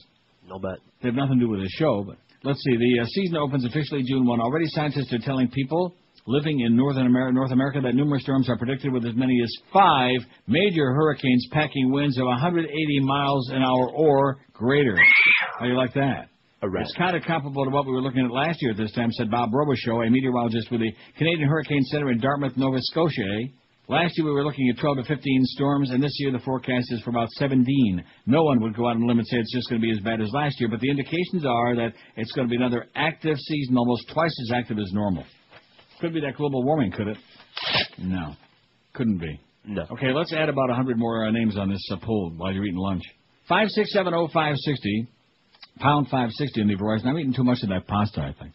Really? All of my sugar is good, yeah, and I mean, it's okay. I just think I'm eating it too often, like 4 or 5 times a week. Don't you think it's a little bit overkill? Possibly. I like it. Well, why would it be possible? You're supposed to disagree. Oh, no, it's great. You're supposed to say it's good for you. It'll keep you regular. It does that. It's got all that fiber. 782 on the poll. I don't know about that 1,000 today. It's Friday. Friday's often a kind of a downer. What is the most beautiful place in North America? Kauai, Hawaii, 165. Big Sur, 82, sir. Vancouver, 80, and it's downhill from there. Cape Cod still's only got 1. That frosts my ass. WQAM, hello. Hey, how you doing, Pally? Okay, sir. 2 things. Number 1, the church is really getting scared now with this Da Vinci Code coming out. In front of all these churches now, we will crack the Da Vinci Code. They really are standing on the edge on this one. They're going to really have to answer a lot of questions. And I read some obscure news that said the Canadian DNA test has confirmed the first documented case of a high-bird polar grizzly bear in the wild. That's all I got. Oh. No, that's Stephen Harper, I think they did the DNA on. 5670560, pound 560. They would know Stephen Harper from Harper's Bazaar. What was the song by Harper's Bazaar? Da-da-da-da-da-da. Feeling Groovy? Was that by Harper's Bazaar? Feeling Groovy. Remember that song? Ooh, wouldn't that be something if that was right? I'm looking it up. I don't have it. You don't got it? I mean, Feeling Groovy sounds like Simon and Garfunkel to me. But... Oh, yeah. What's that? They didn't do that. They did? Let's see. One moment, please. Glad to don't just stand. Drag City. What am I looking for? Feeling Harper's Groovy. Bazaar. Harper's Bazaar, 67. 59. Oh, it was called the 59th Street Bridge Song, Feeling Groovy by Harper's Bazaar. Boy, I'm telling you, I got a brain for crap like you wouldn't Simon and believe. Garfunkel redid it then. Huh? They redid it then. Yeah, I know that. Well, a lot of people redid a lot of things. That virgin. Yes, I heard Simon redid Garfunkel, too, is what I heard, in Africa. So he started singing all them Swahili songs. 784. Oh, 784. We better get over 800 by the top of the hour. Confidence is going to be like, comme si, comme ça, menza, menza. Not too big. WQAM, hello. QAM, hello.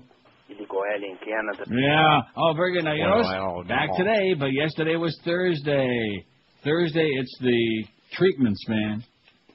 Him and the chief go for treatments on Thursday. Those are the ones. WQAM, hello. Hey, Neil. Yes, sir. Hey, regarding not being able to say anything entertaining on the radio anymore. That is correct. I don't know if you heard, but Phil Henry is actually leaving radio June 25th. Oh, if I heard it? You mean since we were the first ones that had that on there? Go away, pal. Go away. Don't know if we heard it. Oh. Are you sure? Had that on ages ago, man. Remember, what was that, like 2 weeks ago we had that story? At least. We don't miss a thing, sir. You better get with it. You better start get new altitude. God. I don't know if you heard it, and let me ask you, do we really care? No. No. I mean, once you've heard Margaret and the other four voices the first 5,000 times, you know, it gets a little stale. And then, of course, his new right-wing ramble. Remember the Muskrat ramble? It's the Phil Henry right-wing ramble. Now that he's going to be a big TV star, man, that performance on the TV show that he's got has been greeted just by howls and hoots of derision. WQAM, hello. Hello. Yes. WQAM, hello. I'm bipolar. Yeah. WQAM, hello. Neil. Yes, sir. Have you heard about Star and Buck Wild at TJ New York? Yes, we did. We talked about it yesterday. It's old news. Old news. Oh, I'm... Sorry is what he was going to say. You ought to be. You're about Star and Buck Wild? The guy got canned, and he did this and said he was going to do sexual things to his the other rapper's kid, all this other crap. Never heard of it. Old news, old and stale, like most everything else that emanates from South Florida. Old and stale. You can smell it all the way up here. This is Neil Rogers. Maybe it's a lilac. This is 560 QAM. This is Mohammed David, and this portion of the Neil Rogers 12 to 1 hour is brought to you by the letter 12. 1, 2, 3, 4, 5, 6, 7, 8, 9, 10, 11, 12 slices of pizza. All for me.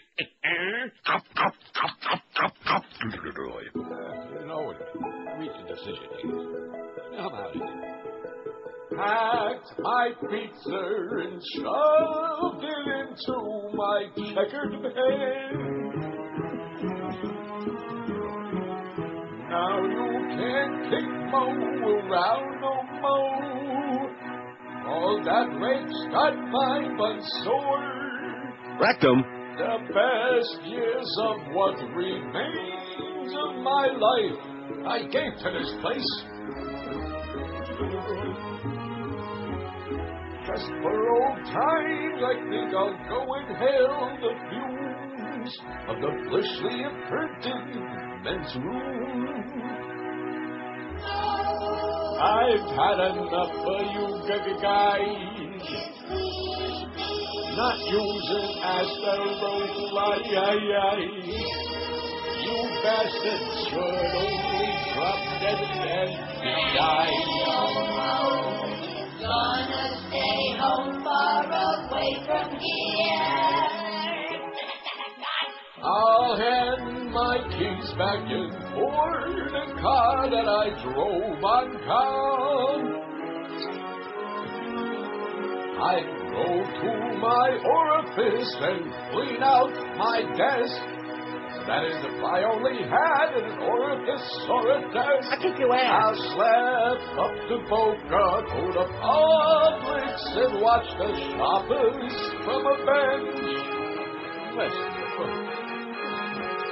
I wonder if Raymond felt this way when he got turned down for a date.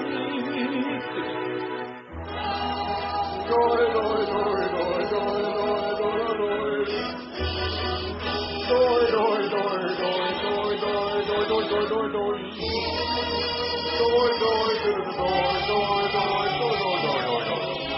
I'm leaving here, but you sport old quiz ain't going to last of me.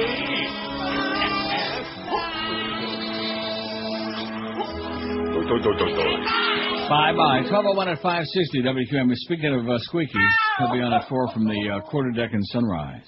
797. We can't even get to 800 votes. We're not going to make that 1,000 today. You know what? Josh is going to be PO'd because then he can't come back on Monday. He's going to be really porked about that. 798. They're pouring in by the ones.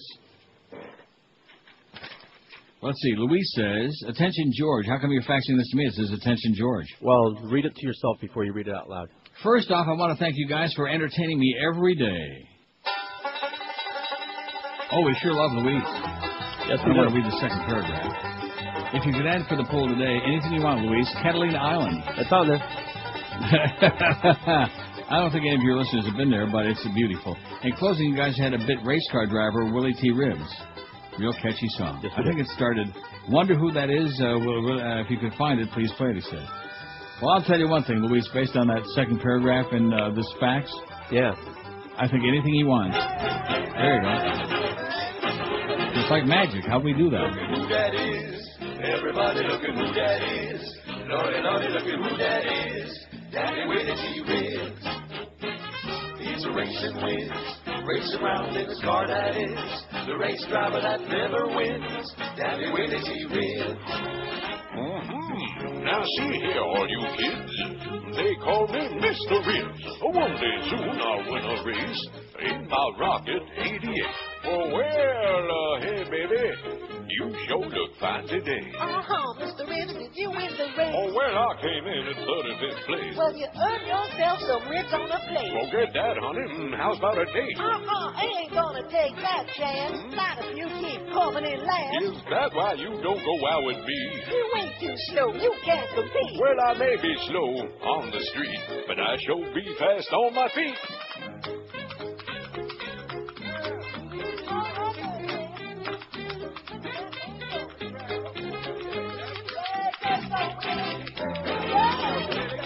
I kick your ass.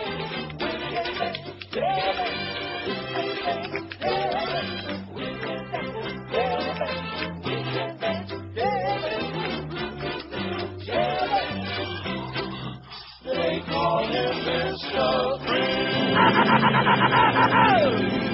1203 at 560 WQAM. We finally eclipsed the 800 barrier. Aren't you excited about that? We got 806. Thrilled to death. Okay. Augusta National says Chronic John in Columbia, South Carolina. What are you trying to tell us, John? I have no life. Jesus. Augusta National, you got it? Well, they play golf there. So I guess, that must be it. Got two places in Georgia on our poll, and I'm not believing it. Although the scenery was really beautiful in Deliverance, wasn't it? Yeah, that wasn't really Georgia we heard, right? It wasn't? Is that what they told us? Where was it?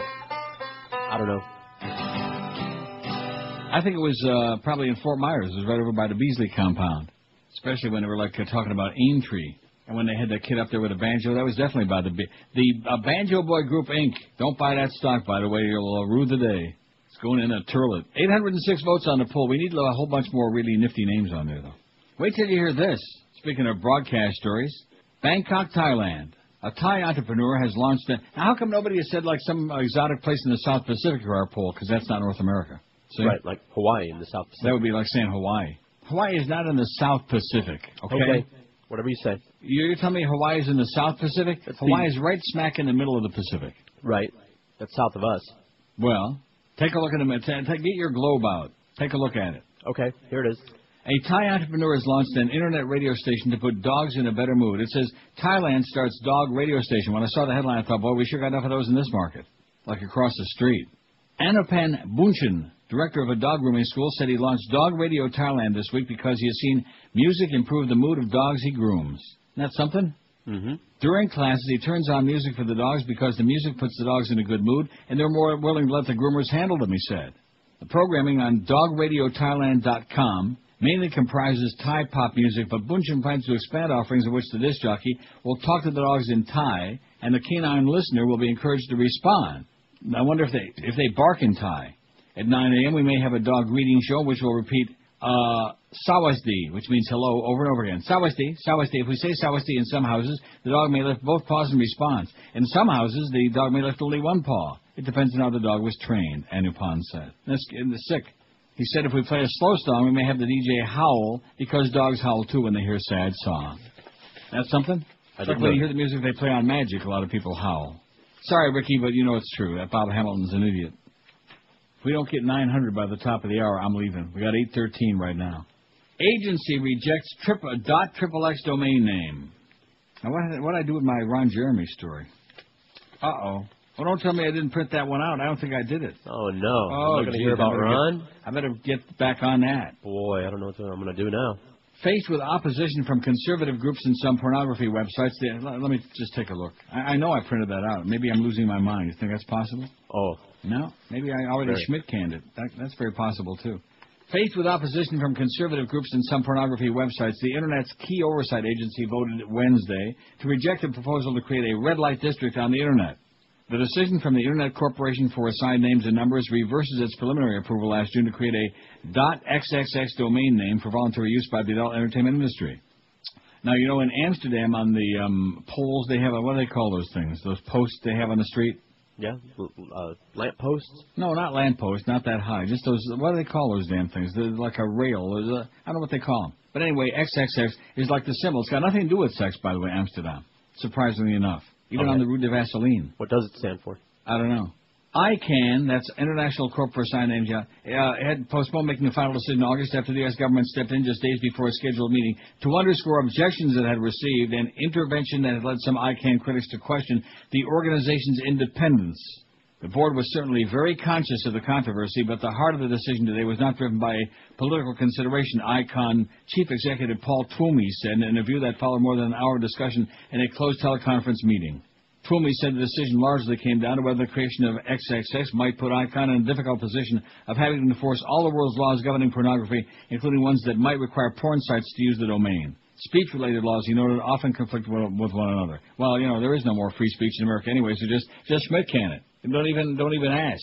He said concerns raised by various governments around the world did prompt the company proposing the domain, ICM Registry Inc. of Jupiter, Florida, to make changes in its bid, but the changes did not address all the questions concerning enforcement. ICANN's rejection of .XXX and 9-to-5 vote ends for now a 6-year-old effort by ICM to establish a domain for the porn industry. ICANN first tabled its bid in 2000 out of fear it would be getting into content control. When the board initially voted last year to move forward with the .XXX, the contract details had yet to be written. They argued the domain would help the $12 billion online porn industry clean up its act. Those using the domain would have to abide by yet-to-be-written rules designed to bar such trickery as spamming and malicious scripts. Anti-porn advocates, however, countered that the sites would be free to keep their current .com address and making porn more easily accessible by creating yet another channel to house it, and yada, yada, yada. Democratic Senators Max Baucus of Montana and Mark Pryor of Arkansas have introduced legislation that would create a mandatory .XXX. Leave it to those Democrats, man. The porn industry trade group Free Speech Coalition believes a domain name for kids-friendly sites would be more appropriate. Yeah, kiddie porn. Not for kid-friendly sites? So there you go. More repression. See, all these people, I'm going to say it again, just like on our website, it just tears your guts out. And no surprise, but it just tears your kishkis out anyway. Yeah. And you had some nerve to knock that guy in Fort Lauderdale that faxed us and warned us. We'd probably all be in jail right now if we wouldn't have stopped putting those naked pictures on our website. Remember that? He alerted us to that new law that went into effect like last June or whatever it was. Mm-hmm. And the minute we stopped putting the beaded curtain on there with the naked pictures, the daily response on our website dropped in half. 50%, man. 50%. Just almost vanished. Because all they want to see, they don't care about these great stories that we put on there. They're not interested in all this crap. And about what really happened on 9/11 or about what Stephen Colbert said or about how Bush is a dodo bird. They don't care. They want to see naked pictures. That's period. Right. Is that correct? That is correct. That's all they care about. I'm thinking if we just had a website with only naked pictures, we'd get 10 times the response we get now every day without any stories. That's correct. In fact, if I could speak naked pictures instead of speaking English, we'd have a 90 share. Booby. Ass. Well, don't look at me. I'm done. Are you done? That's the only safe one we can say. Yeah. Are you kidding me? Wiener. We got that jingle that says we got another wiener. 827 vote on there. I'm keeping my eye on that, baby. I don't want to fall short of 1,000 today on a Friday. That'd be a bad way to go in the weekend. That would augur very poorly for my chances in Niagara this weekend. But if we get over 1,000, I think it's going to be. I'm going to find a good machine, man.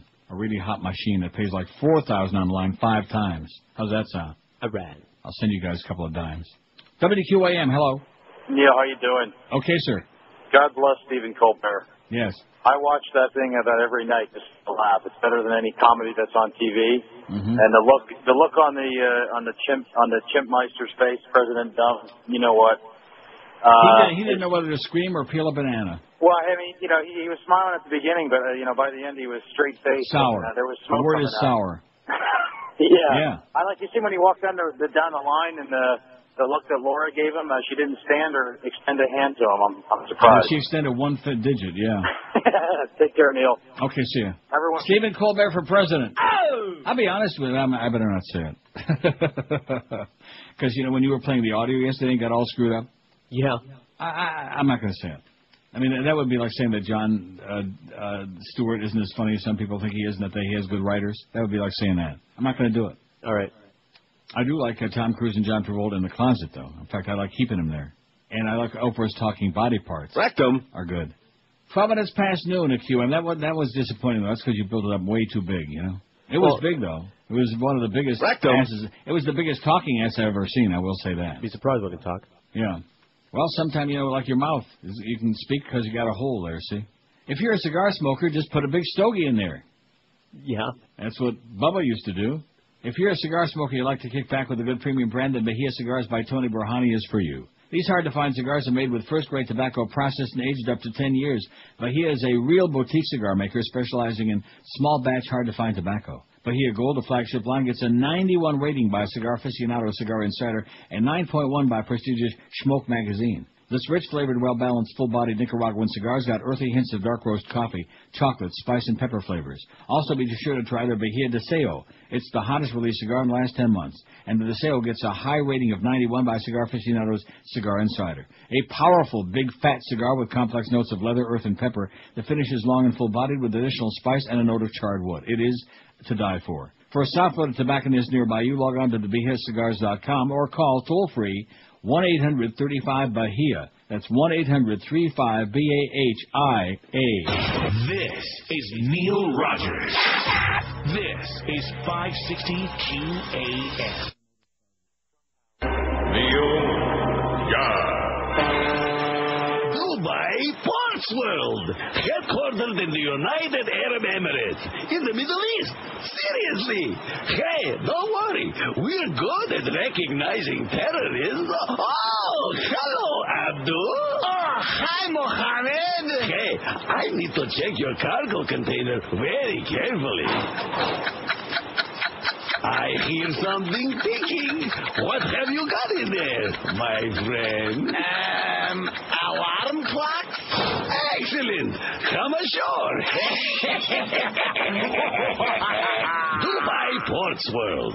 When it comes to safe port operations, we're all you need. Coming soon, Mexican drug lords will take over border security, and Michael Jackson will oversee No Child Left Behind.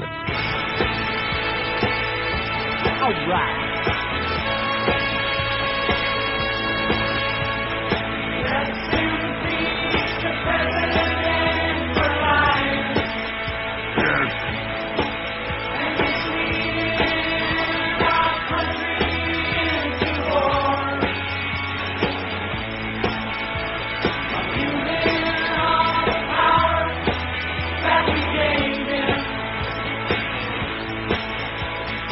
Shipping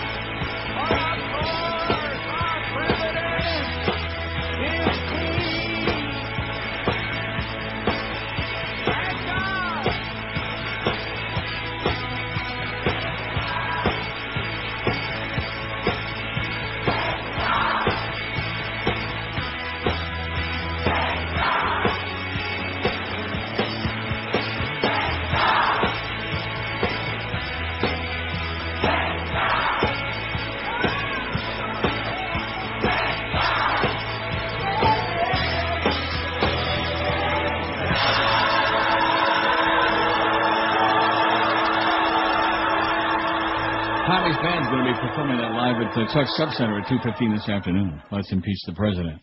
855 votes on the poll. I found the Ron Jeremy story. That's the good news. Oh, geez. Aren't you excited? In other words, you don't care? No. You're supposed to be all breathless about that hot sex bomb, Ron Jeremy. He's almost as much of a sex bomb as Tom Jones, only a hairier. I'm sure he's a hot bomb. Yeah, he's a bomb. Anyway, in fact, when he was sitting across from me that day, not too many years ago, I felt somebody had dropped a bomb, but maybe it was Al. I should probably plug this thing again after having just played that, shouldn't I? It's tonight, 8 p.m., the Deauville Hotel, 67 in Collins, Miami Beach, hosted by Jessica Johnson and George Matto. CNN, by the way, is doing a big thing on gays in Cuba today. Gay. That's their big simus du jour. Gays in Cuba. Macho country, gay men. I sure hope Alien ain't involved in that. Loose Change, second edition, the most provocative 9/11 documentary on the market today. The film shows the direct connection between the attacks of 9/11 and the U.S. government. It is everyone's duty to view this film, it says here. It's your duty. So do your duty. Guest speakers Dylan Avery and Corey Rowe. Live bands performing, Before Trees, The Stop Motion, Jesse Jackson, and more to be announced. Maybe Tommy's band will be there tonight. We're changing our name to Ilion. Alianitos. The Alianitos. Proceeds will be donated to the Darfur Advocacy Fund and Hurricane Katrina victims. And yes, we're serving drinks, it says. Tonight, 8 o'clock, Deauville Hotel, 67 accounts. Loose Change edition, that's got all the stuff in it. That's parts 1 and 2. 8:55 on the poll, man. If we got over 900 by the top of the hour, we got it licked. I think we got it. We got it? WQAM, hello.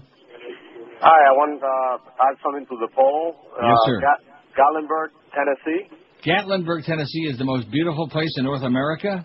Well, it beats Savannah. Yeah, okay. Another one of your people, man.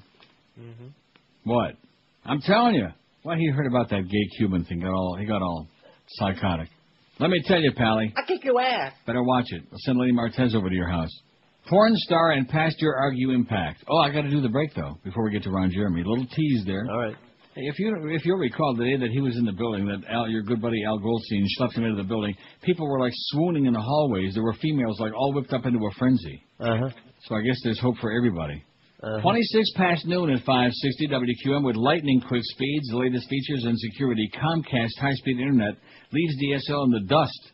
And today you can get on board for just $9.95 a month for 2 months. With an always-on connection speed of 6 megabytes, Comcast high-speed internet is up to 4 times faster than DSL 1.5, up to 100 times faster than ancient dial-up. Whether you're downloading music, watching streaming video, playing online games, or just surfing your favorite sites, Comcast reliable fast connection means you'll be flying through the internet with the greatest of ease. Plus, when you sign up for Comcast high-speed internets, you get instant access to free features like The Fan, Video Mail, Comcast Rhapsody Radio Plus, and up to 7 personal email accounts, just to be naming a few. Not only that, but you also get McAfee security tools included, so you can be assured your internet experience will always be safe and secure unless George Bush is watching. So what are you waiting for? Start doing more faster than ever before. Sign up for Comcast high-speed internet today for only $9.95 a month for 2 months. You'll wonder how you ever managed to get along without it. In Dade, call 305-COMCAST, and in 954-COMCAST. This is Neil Rogers. This is 560 QAM. Thank you, baby. 560 WQAM presents Who Did Mo? With Mo Halliday. Yeah. Mo Halliday, David, whatever it is. Now, you listen to me. I got unfinished business with that there about Iraq. I stand before you now with my previous statement firmly in hand. There ain't no National Guard in Iraq, see? National Guard? How about to know? Hey, I wasn't going to be in there. What the fall in? But, now I'm doing my thing here. What do you got to do it in there for? Better at 2 sticks, you knucklehead. Now scram. Now, where was I? Oh, yeah. And another thing. Who's done more for the war in Iraq? Ginger Baker's Air Force or Joe Crane's in a pith helmet? Ah? That's pith, Joyce. As in, pith. Nobody knows what I said anyway. But don't stop me now. I'm on fire, Dad. Like Skizzy, cats. Why, I'm the skizziest. Now, on a personal note, this new life of leisure ain't bad. Why, I'll have you know I'm now the heartthrob of skeletal women by the pool. They like my nice back. I got 'em playing strip mahjong. But I want to tell you, these broads look like Mike Chertoff in drag. Boy, I still got it, huh? Bet you wish you had me back. Well, not on your life. There ain't no chance you'll ever see me in that smelly dump again, see? Well... Yeah, well, my ass. 12:32. I think we can solve the problem if Eric will just add one more thing to the question on the poll. Okay. Because we seem to be getting all these faxes, all these nitpickers. Right. Well, point of order, Hawaii. What is the most beautiful place in North American countries? Okay. Doesn't that solve that? Sure. Since the U.S. is a North American country and Hawaii is part of the U.S., that would solve that. We're not talking geography here, okay? We're not talking rocket science, because I got a very nice fax here, but unfortunately, again, another nitpicker. Dean says, I've been fortunate enough to travel through and live in many parts of this beautiful continent. It's pretty hard to come up with the most beautiful place of all. That being said, I'd like to nominate the Redwood National Park for at least honorable mention. Well, let's get that on there right away. But then he says, point of order. While the Hawaiian Islands are part of the United States, they certainly are not part of North America, should be removed from the pool. Hugs and kisses, Dean. Well, that's for you, Dean. So wouldn't that solve it? I'm sure Eric will get on that any second now. I just told him.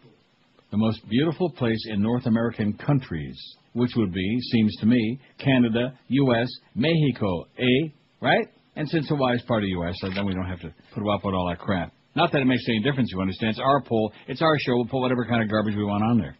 Even if we want to put about the National Guard is in Hawaii. 5670560, pound 560 in the Verizon Singular Wireless line. We got Curtis Stevenson at 2 making a rare cameo appearance. And that's only because Geldy's got to fill in for the Mad Dog at 4 at Quarterdeck and Sunrise. WQAM, hello. Where's Mo Green? That's where. WQAM, hello. Neil. Yes, sir. That one's for the poll. Okay. Baltimore, Maryland. Get out of here. Charm City, man. Get out of here. Charm City. Yeah, charm my ass. Charm City, Baltimore, Maryland. What a lunatic. Next he's going to be calling in with, like, St. Louis. WQAM, hello. How about... Hi, Leon. WQAM, hello.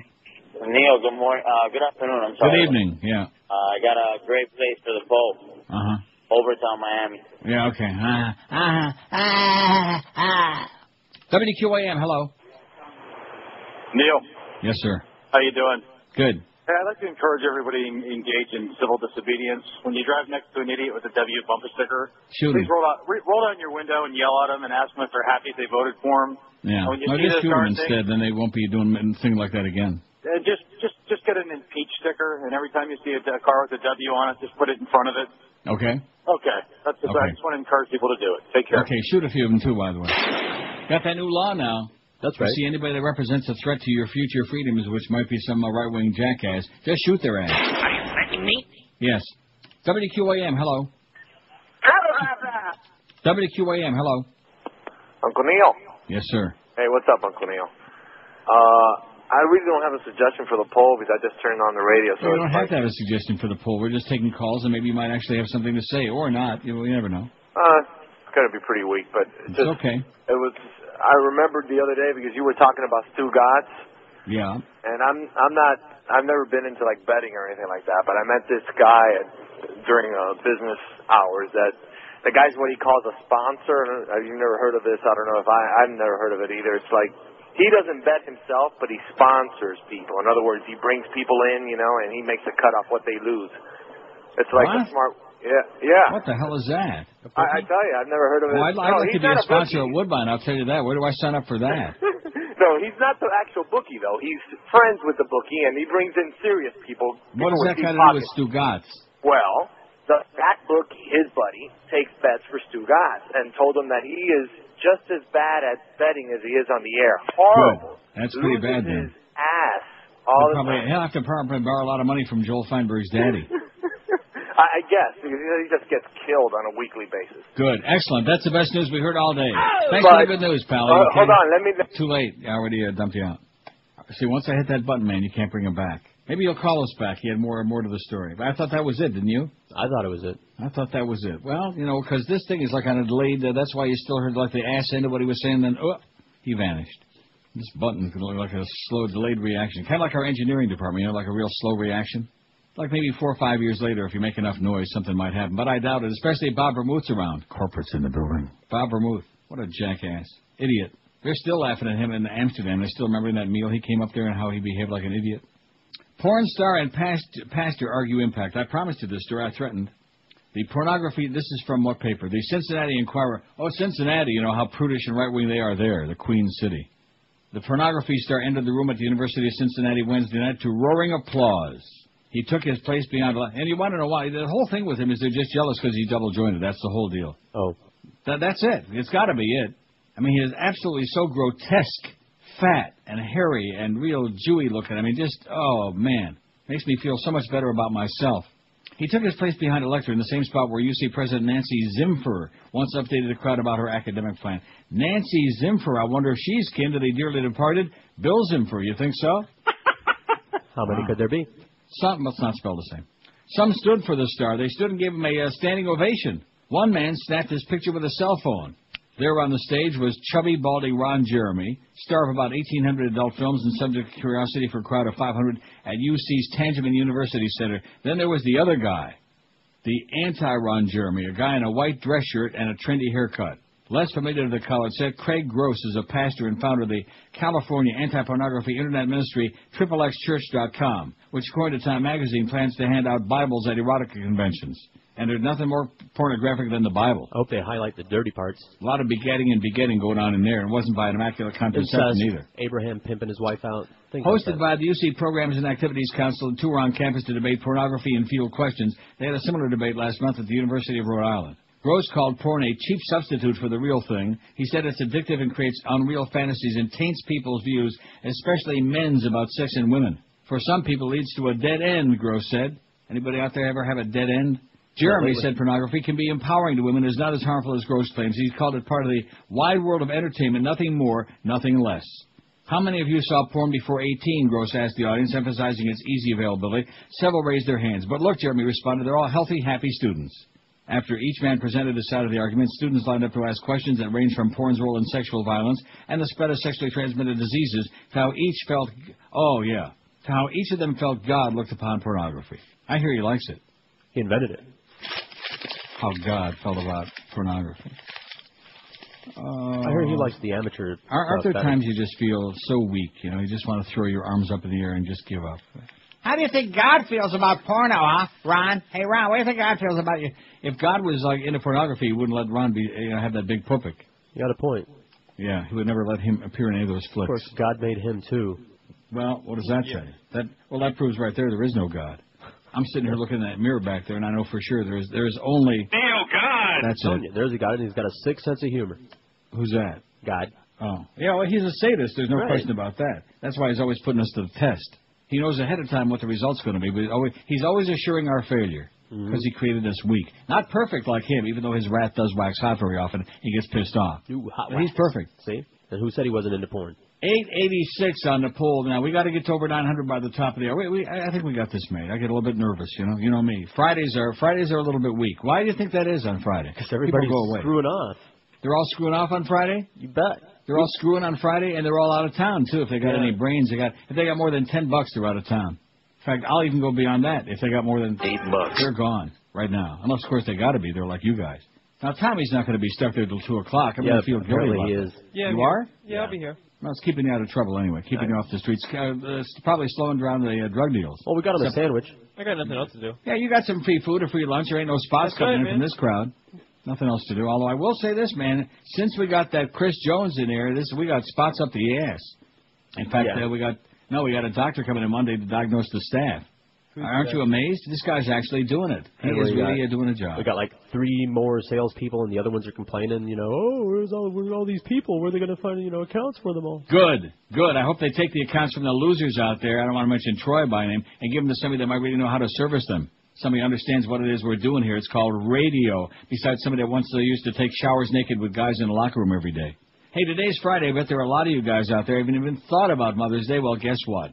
Almost too late. Not quite, but almost, because it's this Sunday. Still time, though, to make it seem like you put a lot of thought into your gift by sending an original Vermont teddy bear. Sending a beargram is so much more personal and fun than flowers, and Vermont teddy bears last forever. They're even guaranteed for life. You can only get them by calling your friendly bear counselor, 1-800-829-BEAR, or shopping online at VermontTeddyBear.com. Your mom or wife will receive a beautiful little bear delivered with a free card, gourmet caramels, and a gift card in a colorful box. And Saturday delivery is still guaranteed almost anywhere in the country if you get off your ass and do it today. They'll help you tailor a bear just for her, like the nurse, the teacher, the businesswoman, or gardening bear. Check out the all-new American Mom. All-American Mom dressed in patriotic sundress holding an apple pie. And for all you mama's boys out there, be sure to send the mama's boys bear with a heart-shaped mom tattoo on his arm. And dads, like it is every year, it's still your job to get your wife a gift from the kids, and the Mother and Cub set is a perfect idea. Add as many Cubs as needed. They'll embroider your kids' names right on the outfits. It's a cute thing to do. So call 1-800-829-BEAR or shop online, VermontTeddyBear.com. If you do it today, Saturday delivery is still guaranteed tomorrow. So this year, send a creative alternative to flowers for Mother's Day by calling 1-800-829-BEAR, and be sure and tell them that old Neil told you to call 1-800-829-BEAR. This is Neil Rogers. This is 560 QAM. Neil, God.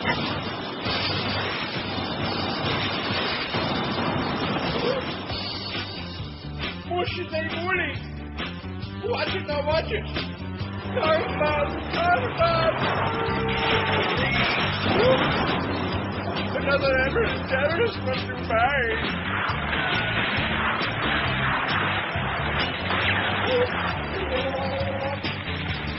Why did he attack us? What the hell did we do? To keep us while we are hanging in brand new torture rooms. Even the Christian right, the Lutheran right. A fascist booty. Killed all our families, threw our homes away. Stop with all this madness and give us back Hussein. The whole world hates you. Go away, USA. A fascist booty. Watch it now, watch it. Turn about.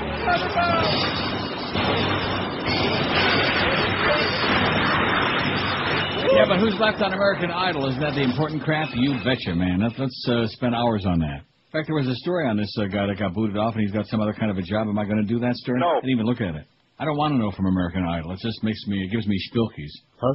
12:48 at 560 WQAM on a great Friday, man. We got a Marlin Pirates game. There's a team they might be able to beat. I'm not too sure, but the Pirates really suck. So you got Suckfest tonight in Pittsburgh. Of course, every night in Pittsburgh is a Suckfest, from what I'm hearing.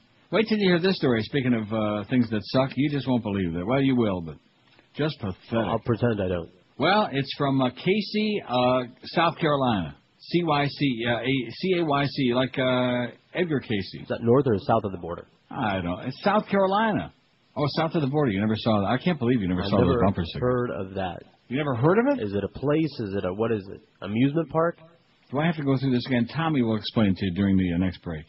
I can't believe there's anybody alive who's ever driven more than 2 feet outside of Florida, even in Florida. I go through South Carolina Everybody all the time. and their brother that drives the East Coast has south of the border a bumper sticker on their ass. And once in a while on a car, too. Casey, South Carolina, inside the walls of Brooklyn Casey High School. You expect students to be treated equally. But a viewer tip led News 19, that's their TV there, online, where a teacher's comments left us asking questions. These sorts of things are going to upset people, but the truth can be very upsetting, said Brooklyn Casey High School teacher Winston McEwen. The truth, at least according to McEwen, is that black people are inferior to white people. This is a teacher in Brooklyn Casey High School. Intellectually, yes, they are, said McEwen. This has been confirmed over and over, and this is a generalization. Again, there are some blacks who are more intelligent than individual whites, but as a rule, that is true. IQ tests prove it, and over again. News 19's J.R. Berry asked McEwen, do you think slavery in America was a good thing? McEwen said, yes. In America, there was a rational assessment saying, listen, if we give these people freedom right as they are, you're going to have to go back and see how they were. You can't assume that they were like us. J.R. asked, how were they? They were coming out of the jungles, he said. They had been enslaving each other for centuries in Africa, and in terms of being used to rule of law, they knew none of that. No doubt about it, Winston McEwen has controversial opinions, but do his views make it into the classroom? He teaches Latin at Brooklyn Casey. He told J.R. Berry, who wrote this, that most of his students are white. J.R. asked, is this something that enters your classroom, something that you tell your students? I'm a Latin teacher, so I'm not teaching politics or history, said McEwen. I'm just teaching Latin. We got off subject one day, and he mentioned that slavery happened, and he mentioned the vice president around Andrew Jackson's time, and that's how we got off on slavery, the ninth grader Candace Carroll said. The vice president she was referring to is John C. Calhoun, someone Winston McEwen admires. John C. Calhoun, the greatest South Carolinian in terms of political understanding and wisdom, McEwen said, and he argued that the institution of slavery was a positive good, and he called it a great good, and it was good. Isn't that what God was saying? Let it be good. I think he was talking about porn, though. Oh. Oh, they don't let Ron Jeremy in South Carolina. Before talking with us, McEwen, no Jews. McEwen posted his views on an internet website called American Renaissance. Most of the comments on the site were aimed at blacks. McEwen's comments are no exception. For instance, last August, McEwen said, "There's no apology to be made for black slavery in America. Why should today's whites apologize for the wisdom of their ancestors?" J.R. commented to McEwen, "There will be some people who will say that those are racist remarks. They can call them what they will," said McEwen, "but if they call it racist, I just say it's true, and you've got to deal with that. I have a responsibility to speak the truth. I believe it is." This is a guy in South Carolina, by the way. If anybody believes that the Civil War solved anything, man, you're dreaming. You're in la. That's right.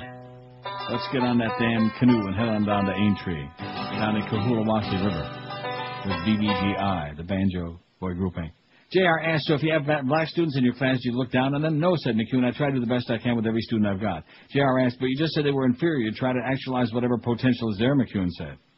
This isn't the first time Winston McEwen's been in the news. In 1999, he was a history teacher at St. Joe's, a private high school in Greenville, South Carolina. He hung a Confederate flag in his classroom. When parents complained, he was told by school officials to take it down. He didn't. He was fired. Our board of trustees ran screaming into the night saying, take it down. I refuse to because you need to present different views in the classroom," McEwen said. That was 7 years ago. Today, the Emory University graduate is on administrative leave after News 19 informed Lexington District 2 about his comments. He won't be back next year. But he wasn't coming back anyway because of a certification issue.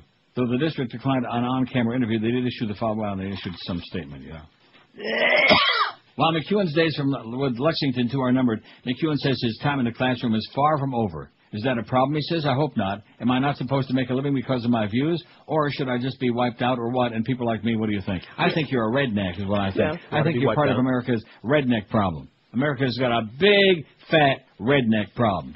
Any place south of, like, Pennsylvania. And even in some parts of the north, like in Taylor, Michigan, and Detroit, which is nothing but a bunch of rednecks with that big economy-sized jar of Vaseline on top of the TV set. Boy, you got to see Taylor, Michigan, man. You want to see rednecks? Yeah. In fact, these are the people they won't let in the trailer park. I've been through Michigan. Have you? I'm talking about Taylor, Michigan, not the rest of Michigan. Although there's some pretty yahoo places in Michigan. Like I'm thinking around Jackson, Michigan, there's some pretty yahoo places there. 909, Jackson Harness Raceway, right up from Jackson State Prison. And a lot of those drivers, by the way, ought to be in prison. 906 votes. I think we're going to make our 1,000 today, and probably we can thank Tommy for that. You're welcome. Nice going, Tommy. That's what I'm here for. What is the most beautiful place in North American countries? Nice going, Eric. See, everybody's like cooperating and participating and palpitating. Kauai, Hawaii. See, North American countries. The U.S. and Kauai is part of it. So we solved that problem. Don't be telling us to take Hawaii. Especially, see, if we took Hawaii off of it, we'd lose a whole Schmidt load of votes. We'd lose 200 votes. Then we'd never make the 1,000. That's what they're trying to do. You're not fooling me. See what their game plan is? Right. They're trying to make us fall short on some kind of stupid-ass technicality. Kauai, Hawaii, 175. Never been on that island, but I guess I'm going to have to go. Aren't you? Don't you want to go? Yeah, it's on the list. Actually, I don't want to go there. Big Sur, 91. Vancouver, 86. The Grand Canyon, 83. It's a hole in the ground. Lake Tahoe, 66. Far more beautiful than Grand Canyon, by far. Palm Beach, Florida, 65, if you like plastic people and a lot of overpriced shops. Adirondacks, 59. Glacier National Park, Montana, 50. Tied with Niagara Falls, 50. Same idea. Well, your place just don't have all the water. Got lots of water. Does it? Oh, you kidding? Rivers, lakes, waterfalls? Waterfalls? Absolutely. All right. I mean, how about Seneca Falls, New York? Absolutely. Alaska, 32. Savannah, Georgia, 30. Savannah, Georgia's got... About 30, man. Oh, my God. Waikiki Beach, Hawaii, 29. So Savannah, Georgia's more beautiful than Waikiki Beach. You got to be yanking my toe, man. The big one. Smoky Mountains National Park, 23. Grand Teton National Park, Wyoming, 20. I don't think we can say that. Grand Teton.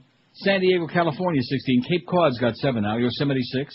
Augusta National, 5 for those golf nuts. Victoria, BC's only got 5. Come on, eh? Cabo San Lucas, Mexico, 4. Cascade Mountains, Washington, 4. Redwood National Park, 1. Catalina Island, 1. And Newburyport, what is it? Newburyport, Mass. Solamente Uno. That's the guy that called it in. Oh, wait a minute. Just ignore that. All right.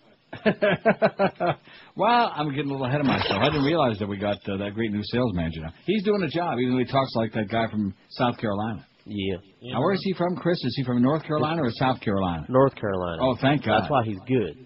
That's why he talks like that. You know, there's a reason there's a South in North Carolina. I see. Is that why there's a South and a North Dakota? That's right. What's the difference? Oh, a lot. Oh, you've been in the Dakotas? I've never been there. Absolutely, both of them. South Dakota has character and things, and North Dakota doesn't. Oh, this is a good poll suggestion you just faxed me from Ray. Thank you, Ray. I like that. Well, they don't have to miss the Neil Rogers Show when they leave South Florida because they can listen online, okay? They can stand online and listen online. Hey, once again, everybody's feeling the big pinch at the gas pump. They're pinching it. The good folks at Dollar Mattress, 1-800-Mattress, want to help you through this just a wee bit. Dollar Mattress is offering you a free tank of gas, and here's how this deal works. You simply take the full amount of any gas receipt off your next mattress purchase, up to 10% of the purchase price. You spend $35 at the gas pump, take $35 off any purchase of $350 or more. Spend $50 at the pump, take $50 off any purchase of $500 or more. You'll need your gas receipt to save the cash, of course. Why drive all over town, skip the mall and furniture stores and so-called giants in the mattress business? Why waste all of that expensive gas and get worked up into a sweat when you can make one easy call to 1-800-Mattress right now and save like crazy? And as always, you'll choose the date and time for delivery within a 2-hour window that you pick any day, 7 days a week from 8 in the a.m. till 10 in the p.m. When you call our good friends at Dollar Mattress, like I've done for years, 1-800-Mattress, you'll choose from the area's biggest inventory of brand-name mattresses, including Sealy, Enserta, Simmons, King Coil, Tempur-Pedic, and Stearns & Foster Hewitt. So call 1-800-Mattress right now. You can be sleeping like a baby tonight. Or log on to their website, mattress.com. 1-800-Mattress, M-A-T-T-R-E-S. Leave off the last S because it stands for sensational, stupendous savings. This is Neil Rogers. This is 560 QAM. It's Scott Farrell. And when I'm up in Boca Chica slapping old women with painted lips around the pool, I listen to the Neil Rogers 1 to 2 hour. I listen to the Neil Rogers Fair and Balanced 1 to 2 hour. Whoa.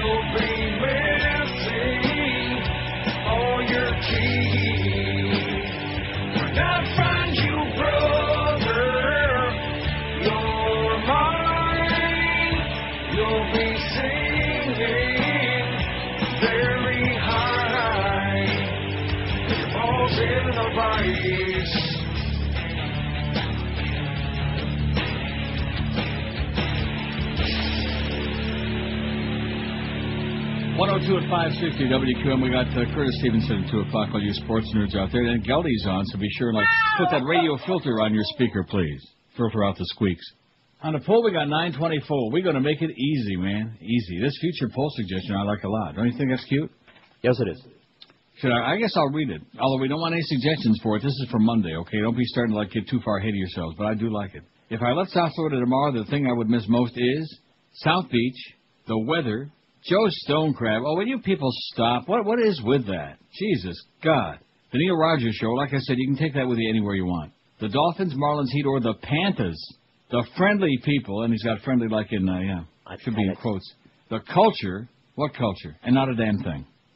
Not a damn thing. Well, what do you miss about South Florida, Neil? Like I said, oh, I'm sorry.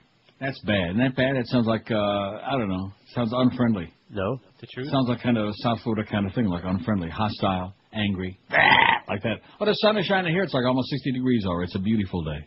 And I thought it was going to rain again all day like yesterday. Man, we got rain up the old nose yesterday. Just in case Paul Castanova's listening wants the Toronto weather. It rained yesterday a lot.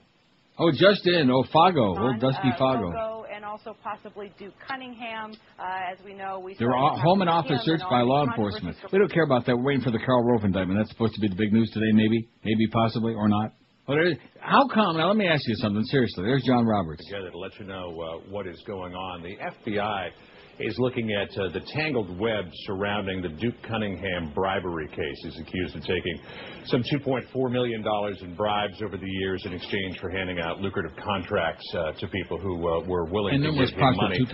There are some outstanding issues in this case, which is what the FBI is looking into now, and they really surround three people. A fellow by the name of Mitchell Wade, who was suspected of giving bribes to Cunningham, who was cooperating with the FBI. Another fellow named Brent Wilkes, who was a defense contractor who is described in court papers as an unindicted co-conspirator in the Duke Cunningham case. And then there is Kyle Dusty Fogo, who is the former executive director of the CIA. You don't look like Dusty Baker. #3.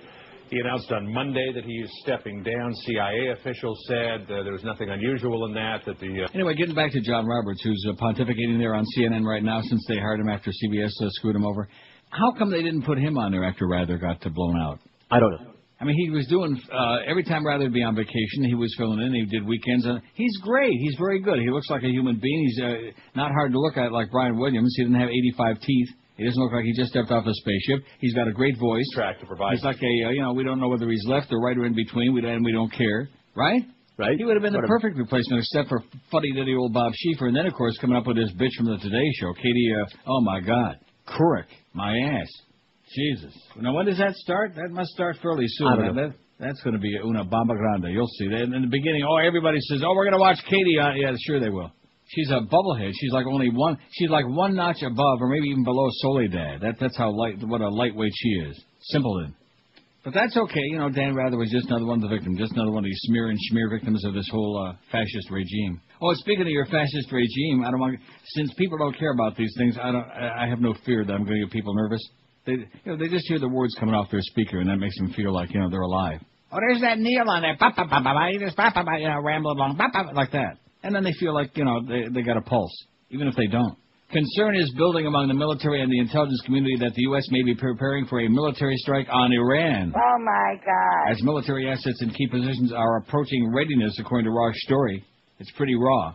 According to military and intelligence sources, an airstrike on Iran could be doable in June of this year. It's already today is the 12th of May, El 12 de Mayo, with military assets and key positions ready to go and a possible plan already on the table.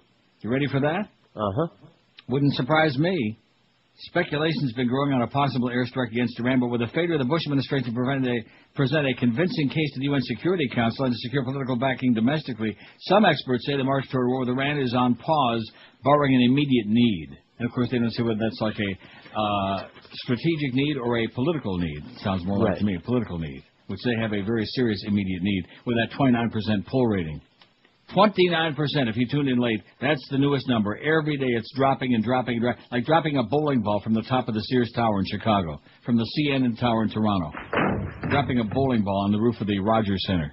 In March and April of this year, the U.S. was pushing for a quick closure, a 30-day window. About 30, man. Says a source close to the UN Security Council, describing efforts by the administration to shore up enough support to get a UN Chapter 7 resolution, which would make it possible for sanctions to be imposed against an uncooperative nation and leaving the door open to military action. The UN source also says that a military analyst suggests that no military action should be undertaken in Iran until the spring of 2007, but that things remain volatile given this administration's penchant for having their own way. Other military and intelligence sources are expressing concern both privately and publicly that airstrikes on Iran could come earlier than believed. Retired Air Force colonel and former faculty member at National War College, Sam Gardner, has heard some military suggestions of a possible air campaign in the near future. And although he's got no intimate knowledge of such plans, he says recent aircraft carrier activity and current operations on the ground in Iran have raised red flags. I would expect 2 or 3 aircraft carriers would be moved into the area, Gardner said, describing what he thinks is the best way airstrikes could be carried out without disengaging assets from U.S. fronts in Afghanistan and Iraq. How do you like that? The Iran attack. Coming soon to a TV screen nearby you. Just what we need. Well, you know what Bush says? He says, it's hard work. Yes. 934 on there. Let's see. We got 50. Oh, yeah, we got the 1,000 licked. We got it licked. The Minutemen, the pro-immigrant protesters, and competing rallies there. But many of the people in Minutemen... It's not a pro-immigrant rally. It's a pro-illegal alien rally. Get it right. Many of these people here made a real point of saying, look, what they're fundamentally for is illegal following of the laws of this country. They just don't want people here illegally. They have a lot of issues they're concerned about. But a lot of the folks who are here make a point of saying they've never been involved in anything like this before. They only got caught up in the Minuteman cause because they felt like it wasn't being addressed enough. I know some guys like that. This rally moved across the country and got little bits of news coverage along the way. Many people decided they were going to come here today. Are you looking at that? Send a message to Congress. Holy moly, it looks like Bob Marley wrapped up in an American flag with some really nasty headgear. Are concerned about this issue. The fundamental issue for them, time and again, comes back to the question of illegal entry into the country. There you go. That's all we need to say. Illegal. That was the operative word, wasn't it? Illegal? Mm-hmm. Right. Okay. Glad we got that straight. This is your buddy Doug Thompson at the Capitol Hill Blue. Yeah? What's he got to say? You really want to know, don't you? Yes, I do. You're the one. Oh, yeah. No. Look, Doug, the phone's ringing. Take some calls instead. No, don't ever read a story again. Government spying on Americans even more widespread than recent revelations claim. See, I'm just to be Mr. Contrary. Whatever you say, I'll do the opposite. Now, what was it? Never read a story again, especially from Doug Thompson. Doug Thompson writes, the newest revelations of even more spying on Americans by the uber-secret National Security Agency, the NSA, is just part of a vastly expanded operation that snoops daily into the lives of virtually every man, woman, and child in the USA. My sources tell me, says Doug Thompson, that USA Today's Thursday story revealing the NSA has collected phone call records of nearly all Americans for the past few years is only a fraction of a stepped-up effort by the government to monitor on a daily basis the lives of ordinary American citizens who have nothing to do with terrorist plots and pose no threat to national security. It's data mining at the most extreme levels, says a former NSA operative who quit in disgust over the agency snooping into the private lives of Americans. We have no business spying on our own, he'd be saying, or she. Are you telling me that tens of millions of Americans are involved with Al-Qaeda? Senior Senator Patrick Leahy of Vermont, the Senate Judiciary Committee's ranking minority member, asked from the floor of the U.S. Senate Thursday. Even some Republicans are reluctant to defend Bush on the latest revelations. I'm concerned about what I read with regard to NSA databases. A phone call, said Representative John A. Boehner of Ohio, the House Majority Leader, interview with the A&P. And who the hell shops at the A&P anyway when you got Loblaws? It's the largest database ever assembled in the world, said one current NSA operative. The agency's goal is to create a database of every call made within the nation's borders. Every call. In other words, when somebody calls his bookie, like Stu Gatz, we're monitoring you. This information, of course, directly contradicts President George W.'s claims earlier that the NSA domestic spying program was directed only at overseas phone calls made by Americans. With each new disclosure, the president's increasing web of deception is exposed, says political scientist George Harley, who worked in the Nixon and Reagan administration. George W. Bush will go down in history as a totally dishonest president who lied consistently to the American people. Well, at least he's consistent. Bush did not deny the expanded program when he set up a hastily arranged appearance yesterday to try and deflect criticism, but claimed the database was not a data mining operation. Of course it's a data mining operation, said security expert Sam Bellows. Data mining is a major part of what the NSA does, dummy. Capitol Hill Blue in 2004 revealed a massive government data mining operation set up by the Defense Advanced Research Projects Agency, DARPA, along with the NSA. Our story detailed how DARPA's Total Information Awareness Project, though scrapped by congressional action, was shifted into a secret Pentagon budget by the Bush administration, was actively collecting phone, travel, and financial information on virtually all Americans. The story prompted strong denials from the Bush administration, which later backed off the denials when the New York Times revealed some of the same information a year later. Georgetown University constitutional law professor Jonathan Turley told us at the time the data mining operation by DARPA was illegal and says the new revelations venture further beyond the law. Federal law prevents the government from seeking this kind of information, including phone numbers, unless it has cause to believe a crime has been committed, Turley be saying. Data experts say gathering such vast amounts of information only increases the chances of making mistakes and unfairly accusing an innocent American of wrongdoing. Even worse, gathering such information only allows the government to snoop on American citizens while it does nothing to help fight terrorism. Terrorism is an adaptive problem, Herb Edelstein, president of data mining company Two Crows, said in an interview published by Wired News. It's pretty unlikely the next terrorist attack will be people hijacking planes and crashing them into buildings. Other experts agree the chances for mistakes are huge. The order of magnitude of errors from inferences is huge, something like 10 to the third power, Paul Hawken, author of Ecology of Commerce and chairman of the information mapping software company Groxus, said in an interview with other publications. DARPA tried to interest Groxus in becoming part of the TIA project, but the company declined, saying the project was neither feasible nor ethical. Hawken told Wired he knows people with the NSA who refused to work on TIA because of ethical concerns. Much of the current NSA project was established under the command of Air Force General Michael Hayden. President Bush has picked to head the CIA. Hayden's increasing involvement also were security experts and historians. Hayden now has said he has reservations about the NSA spying program and is willing to resign from the military if he's confirmed by the Senate. Given the military's legacy of privacy abuses, such vague assurances are cold comfort, says Gene Healy, senior editor of the Cato Institute in Washington. That's cold comfort driven by Corky Hamill at Jackson Harness Raceway. During World War I, concerns about German saboteurs led to unrestrained domestic spying by U.S. Army intelligence operatives, said Healy. Army spies were given free rein to gather information on potential subversives and were often empowered to make arrests of special police officers. Occasionally they carried false ID as employees of public utilities allowed them to, as the chief intelligence officer of the Washington Department put it, to either to enter offices or residences of suspects gracefully and thereby obtain data. In other words, to fake their way in. In her book, Army Surveillance in America, historian Joan Jensen noted what began as a system to protect the government from enemy agents became a vast surveillance system to watch civilians who violated no law but who objected to wartime policies of the war itself. The Army's scandal treatment of Iraqi prisoners also suggests the American military system lacks either the ability or the restraint to police itself. There's a long and troubling history of military surveillance in this country, Healy adds. That history suggests we should loathe allowing the Pentagon access to our personal information. But each new revelation of increased spying on Americans shows privacy, like too many other freedoms once considered a right of American life, is yet another right lost in the Bush administration's unrelenting and illegal war on the Constitution.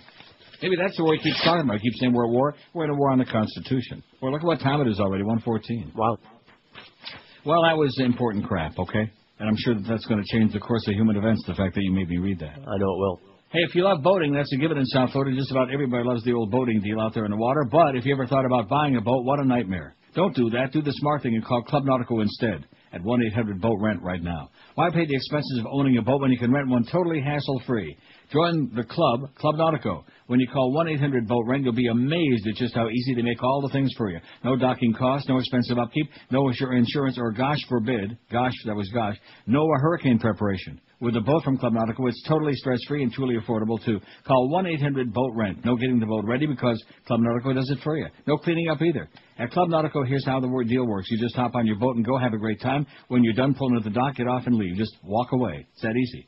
Club Nautico, call 1-800-BOAT-RENT from unlimited boating to pay-as-you-go, from small boats to yacht charters and everything in between. Call on our friends at Club Nautico. Call 1-800-BOAT-RENT. Let Club Nautico tailor a plan to fit your needs and your budget, too. Get on the water today the smart, the inexpensive, the hassle-free way by calling Club Nautico toll-free. It's 1-800-BOAT-RENT. This is Neil Rogers. This is 560 QAM. Gang rape is funny. Absolutely. They have all the oil they need to keep the gas flowing. Nothing more than corporate greed. No one to control it. That's some ridiculous goal. Upset with Clinton and sex. Now these guys instead are screwing you out. Oh! Rape me, at the pump they rape me. Price of the gallon, it's higher each time. Rape me, at the pump they rape me. They're making profit at an all-time high.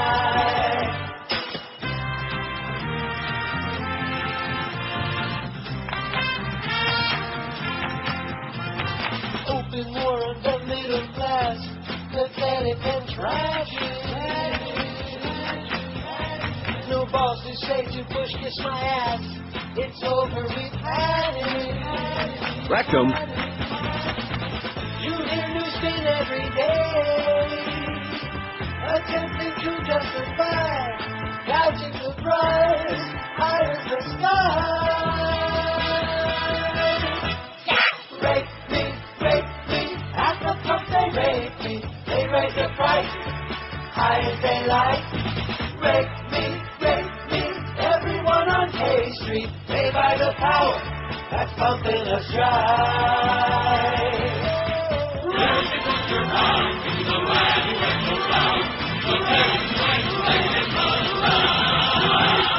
Oh, yeah, those are the days, man. Uncle Milty brought to you by Texaco. You remember that, of course not. Oh, yeah. Before you were born. At any rate, those were the good old days. Had all that cigarette advertising on TV. Winston tastes good like a cigarette should. Those are the good days. Now everything is like repression. Can't say this, can't do that, bada beep, bada boop, nothing. Anyway, 5670560. You probably need a lot more names on this poll for over the weekend. This is our weekend-long poll. No controversy there. It's just something nice, you know. Just think about beautiful places. This was Sean's idea, so if you want to blame him, go and tar and feather him over the weekend. 9:55, we got the 1,000 made. See, I keep looking just to keep convincing myself we got it, because there's nothing worse than to fall a little bit short, just a wee bit short. 9:57 now, they're pouring in by the ones. Like the calls. WQAM, hello. The boyfriend rule. Damn, he picked me up, I wasn't ready. All I heard George going, it's him. Tag it. Yes, you are. I got to admit, that was like a little bit of entertainment there, huh? Hey, that was like a little vaudeville routine. There was no extra charge. That guy probably practiced that for hours. And then we cut him off guard. He wasn't ready to do his, grade A material, eh? 5670560. But the good part of it is, what did I say at the beginning of the show? And they come through as usual. We don't want the same old retards. We want some new retards, right? Yeah. And then we had actually one or two people with almost something to say, which is about all you can expect in South Florida. Like that thing, the culture, man. You can't complain about the culture of South Florida because basically there isn't any. It's a subculture. It's like subhuman.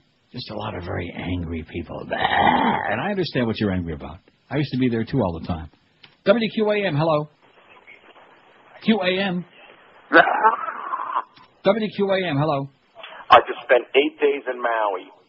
Unbelievable. Wowie. Yeah, and not a single filthy word of Spanish spoken. Uh-huh. No Spanish here, no Espanol aquí.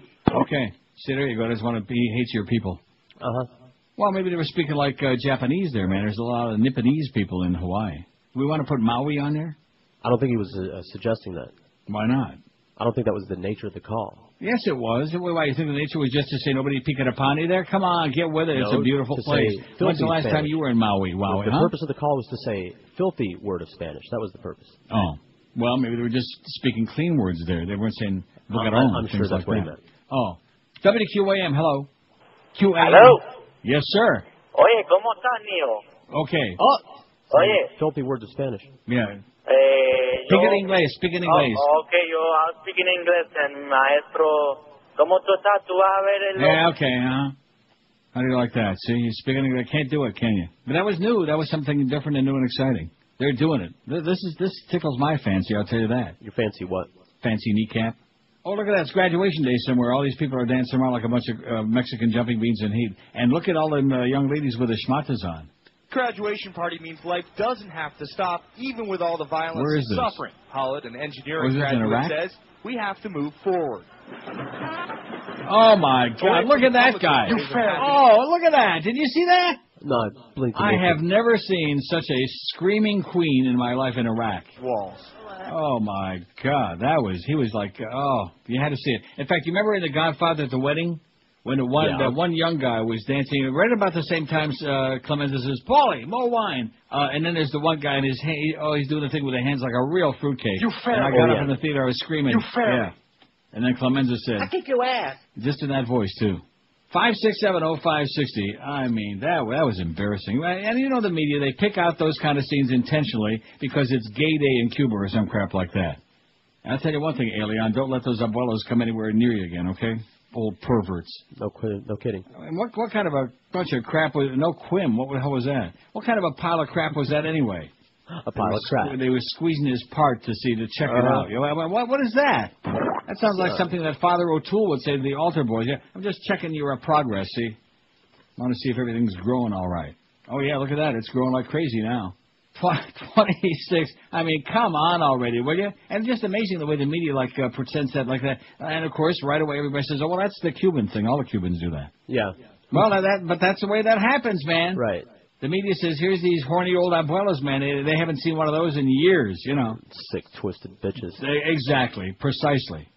Hey, all you horse racing fans and poker players, Pompano Park Racing and Poker's got all the plunging action you want and something special for the ladies who come out to the track tomorrow, May 13th, for Mother's Day Eve. As Joe would say, how you doing with the ladies?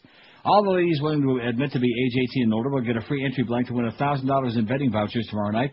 Drawings will take place after the 6th and 7th races. You must be present to win.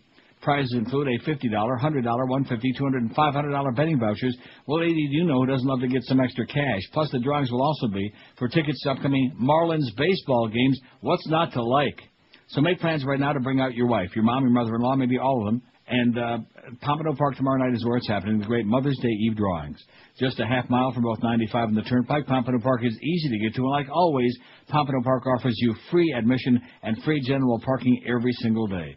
Live harness racing in the Great Smoke Free Poker Room is open every Wednesday, Friday, and Saturday. Like today, poker starts at noon. It's already going on right now, goes on until midnight. And live racing gets underway nightly at 7:25 p.m., Wednesday, Friday, and Saturday. Also, don't miss out on Dollar Night Wednesdays at Pompano Park when draft beer, hot sodas, hot dogs, and more, just $1 a piece starting at 6 p.m. I'm just tongue-tied thinking about it. I'm tongue-tied thinking about the slot starting in July. It's not that far away. Pompano Park, a block south of Atlantic Boulevard on Powerline Road. For the current racing schedule, call 954-972-2000 or on the wicked web, it's pompanopark.com. This is Neil Rogers. This is 560 QAM. Friday, you bastard. It's the ultimate in shaving technology. Beyond fusion, it's the Gillette Confusion. Packed with not one, not two, not 3, 4, 5, or 6, but 9. Count them, 9 incredibly sharp blades for the closest, most hazardous shave around. Gillette Confusion even vibrates to make shaving all that deadlier. Ow! And our slimy strip technology, infused with aloe, vitamins, and coagulants, will close those nicks, cuts, and gashes almost as quickly as you make them. I'm getting lightheaded. The Gillette Confusion. Shaving technology carried too damn far. And coming soon for her, it's the Lady Confusion, specifically designed for blondes. 132 at QM. So speaking of Gillette Confusion, now I haven't changed the razor. I just, I tried that one and the whole vibrating thing and all other crap. We'll leave the vibrators to Josh Cordes. But I will say this: I got one too. Gillette Fusion shaving cream. Have you tried that? No. Good. It's blue. All right. Oh, it's good stuff. For man. starts. No, it's really good. You just smear that stuff. It's just blue stuff to smear. The stuff we're using is green right now. At any rate. Now, what's this? A new piece of copy for next week. Oh, my God. Can you imagine that? From Fat Boy. That's bad news. You want to know why? Why? It indicates he's still alive. Yeah. Very bad news. I've seen him. He's still moving. Anyway, the Gillette, you seen it? Uh-huh. Oh, God.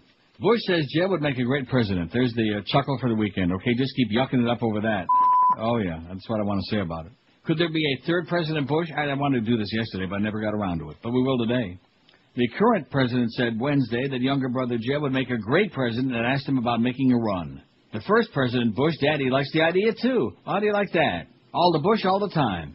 Jeb Bush, the Republican governor of Florida, has one asset his presidential brother doesn't right now, approval from most of his constituents. That's because he's got all those devious plans, and he's a lying sack of crap. And Florida likes that.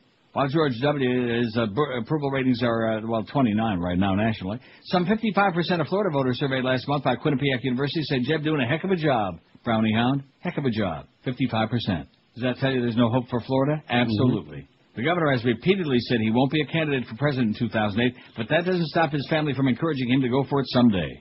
I'd like to see Jeb run at some point in time, but I have no idea of his intention or not, the president said in an interview with Florida reporters when he was in town the other day. He said his brother would make a great president, that he had pushed him fairly hard about what he intends to do. I truly don't think he knows, Bush said. Jeb, 53, will end his second term as governor in January, thanks God. His brother George ends his second presidential term in January 2009. Can we make it that long? No. Oh, I don't think so. The governor got the build-up from his brother on the same day he got bad news out of Tallahassee when Alan Bent said he ain't going to challenge Katherine Harris. That bitch ain't got a Chinaman's chance in hell against Bill Nelson. She got 2 chances, much, much, much less than none, and Zippo. Ever use a Zippo lighter? Sure, I own several. What were you lighting it with? 971 votes on the poll. I know you don't want to answer the question. It's what was I lighting it with? What were you lighting with it? Oh, you know. Stuff.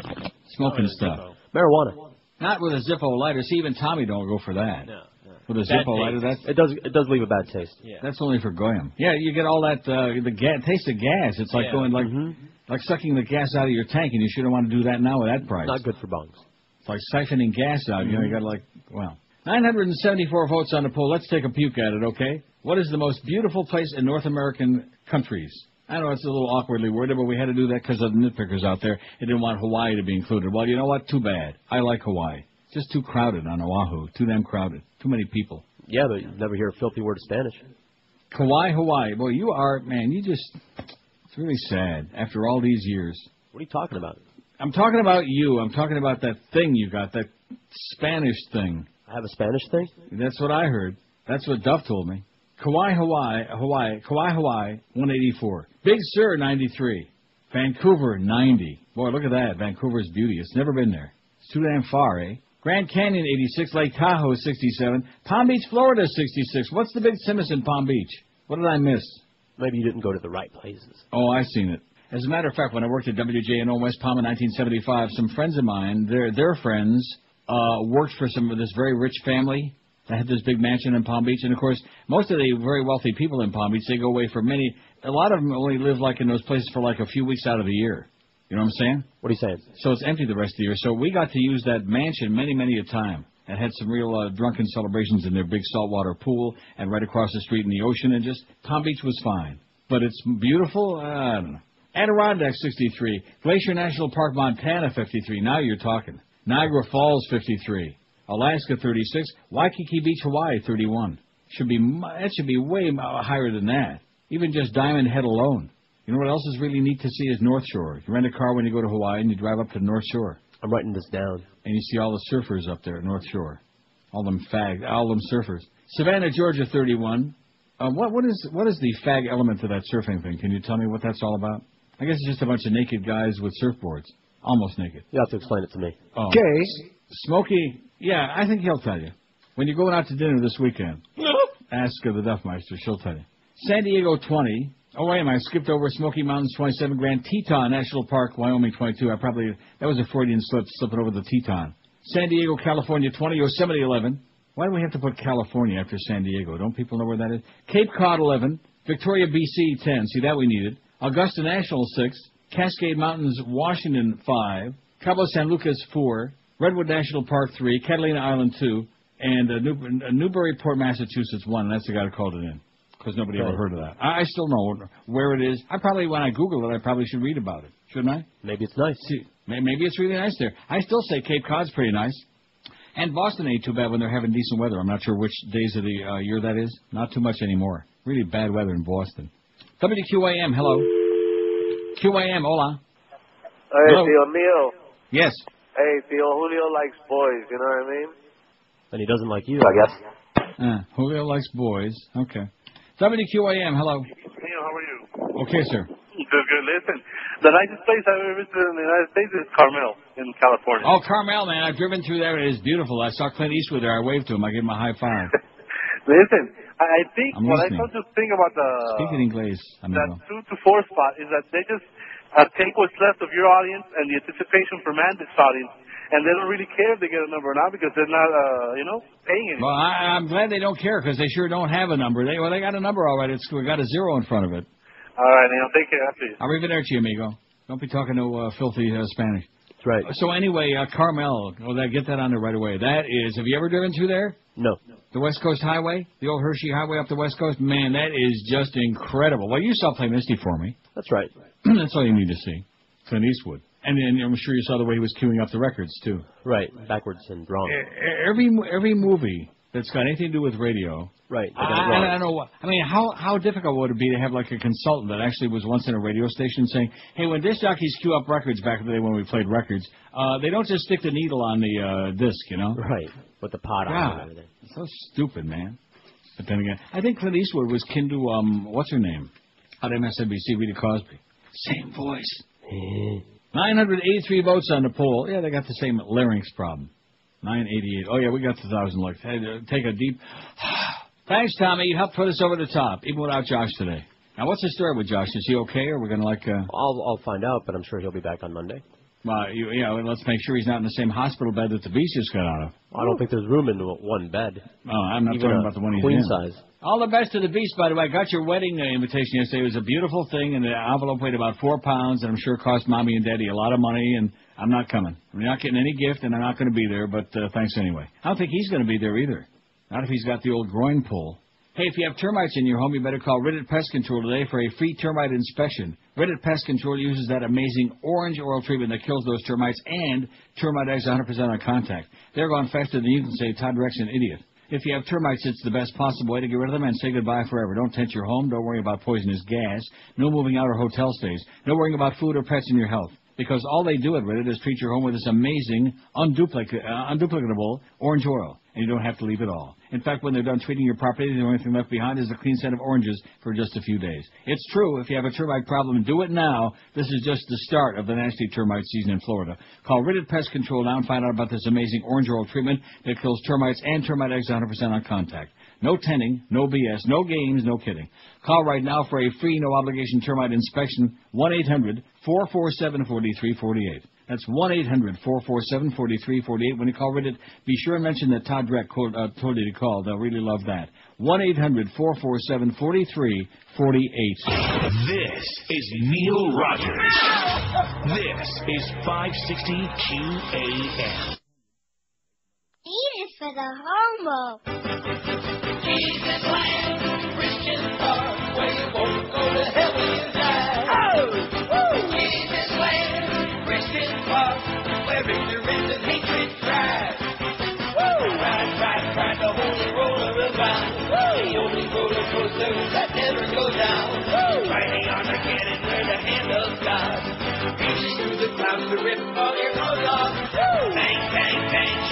right doing you. Bang, bang, bang, abortion doctors too. Shake and bake, duped off for fun to eat. While getting fondled by a cartoon character priest. Our Father that art in heaven, help us answer all voices in our head. We got our Nikes on, we're waving our snakes for Armageddon. When you come, you take us away. March, march in a bush Nazi parade. Cool off with the great Diana Kool-Aid. Ignorant dicks who wanna get their kicks. Wait with the fun and fundamentalists. Pray to the Lord to forgive you with your choice of flushly appointed views. Head on down to the revival show. The story of Billy, heroin, crank and blow. Jesus land, Christian talk, where you won't go to hell when you die. Jesus land, Christian talk, where ignorance and hatred thrive. Right. Okay, 145 at QM. I got something on the burner back here. Bacon? I wish it were. No. AT&T Corp, Verizon Communications, and Bell South Corp began sharing records of tens of millions of their customers' phone calls with the NSA shortly after the 2001 terror attacks, according to USA Today. But when the NSA came calling, former Qwest Communications CEO Joseph Naccio, I wonder if he's kin to Ralph Macchio, broke ranks with fellow former Bell companies. He broke ranks when he learned that no such authority had been granted and that there was a disinclination on the part of the authorities to use any legal process, including the special court which had been established to handle such matters. Mr. Naccio concluded that these requests violated the privacy requirements of the Telecommunications Act, his attorney wrote in a statement. In other words, illegal. Naccio agreed with Qwest attorneys that surrendering its customers' call detail records to the NSA was wrong, Qwest balked at the request and pressure from the NSA, with Naccio reportedly deeply troubled by the implications, USA Today reports. Current CEO Richard Notabart halted talks with the NSA in 2004 after the two couldn't agree on the details. They said, no way, Jose. Good for Qwest, huh? Damn Give good. them a big kiss. That's for them. Not for Richard Qwest, though, because he makes me nauseous. He's got donkey teeth and probably donkey breath. He's a Brit. You ever see Richard Qwest? Yeah, you've seen him. Yeah, I have. Obnoxious. Richard Qwest. Not in a long time, though, thank goodness. It's kind of like every now and then. It's like the Banjo Boy Group Incorporated. We go out of our way to try and find people with the most annoying voices and put them on the air. And the same thing, too, with CNN. The most unctuous, like Kira Phillips, not a voice, but just her, just as a being. Oh, God. 996 vote. Any second now, we're going to tip over to that 1,000, and then we can all take a deep sigh of relief. We did it again and again and again and again. Just amazing how we keep doing this, especially when most of the audience is gone, you know? How many listeners do you think we got left now the new regime came in? About 30, man. Oh, yeah. With this job that they're doing. We got a lot of spots. We have no audience. See, I think the goal is, from the new regime, is we have like one spot for each listener. That's so in other words, well, let's see, 16 an hour times 4 hours. So that's 64 spots on this show in 4 hours. So that means one for each listener, 64 listeners. I think we got that. Now 2 to 4, I don't think they can match that. Even Tommy was overwhelmed, I bet, when he found out that we had a 0.5 in the 3 o'clock hour, right there in the middle of the daytime when people are awake on this station. Can you believe that? He leave? No, he's right here. Just not speaking. I was shocked. See, he's in such a state of shock. No, you weren't. You could care less. Yeah, I could. Could you care less? No. He says more or less. Anyway, it's just, I mean, a 0.9 at 2 o'clock, that's bad enough, because at least they're still siphoning off some of you people who are listening now on this show. But at 3 o'clock, it's like, man, like an evacuation, you know what I mean? You can almost smell it. Like a terror alert, like a bomb scare. Oh, don't turn that dial on there, man, you're going to die between 3 and 4. And 0.5, that's scandalous is what it is. And the fact that these people are still, even the Humper made a comment about that this morning. They're still diddling and dawdling, and they haven't got a clue. Although George said in his secret meeting with the Pied Piper the other day, Bozo the Clown, that they have some plans. Isn't that what you said? Right. They don't know what they are, and they're not telling, and whatever. But they got some plans, probably for dinner. The United States again has refused the International Committee of the Red Cross access to terrorism suspects held in secret detention centers, the humanitarian agency be saying today. The overnight statement was issued after talks in Washington between ICRC President Jacob Kellenberger and senior officials including Secretary of State Condoleezza Rice, Defense Secretary Hermann Goering-Rumsfeld, and National Security Advisor Stephen Hadley. Mr. Kellenberger deplored the fact that the U.S. authorities hadn't moved closer to granting the ICRC access to persons held in undisclosed locations, the Geneva-based agency said, and no, that is not Geneva, New York, and WGVA. Kellenberger says no matter how legitimate the grounds for detention, there exists no right to conceal a person's whereabouts or deny that he or she is being detained. The former Swiss diplomat said the ICRC would continue to seek access to such people as a matter of priority. We've just received a negative response again, they be saying.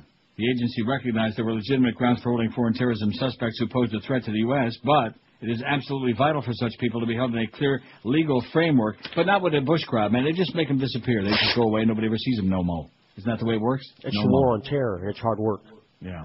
We're in war. War on all your freedoms, man. A war against all civilized people, against any decent living and breathing people. We're in war against them. Oh, 999. Oh, this is going to be very exciting. In fact, I would even play a fart sound now when that 1,000 vote came up if I thought we could. Yeah. Well, can't do it. Oh, 1,000 votes. There we go. Here, pretend you heard a fart sound. Right there. That was a fart.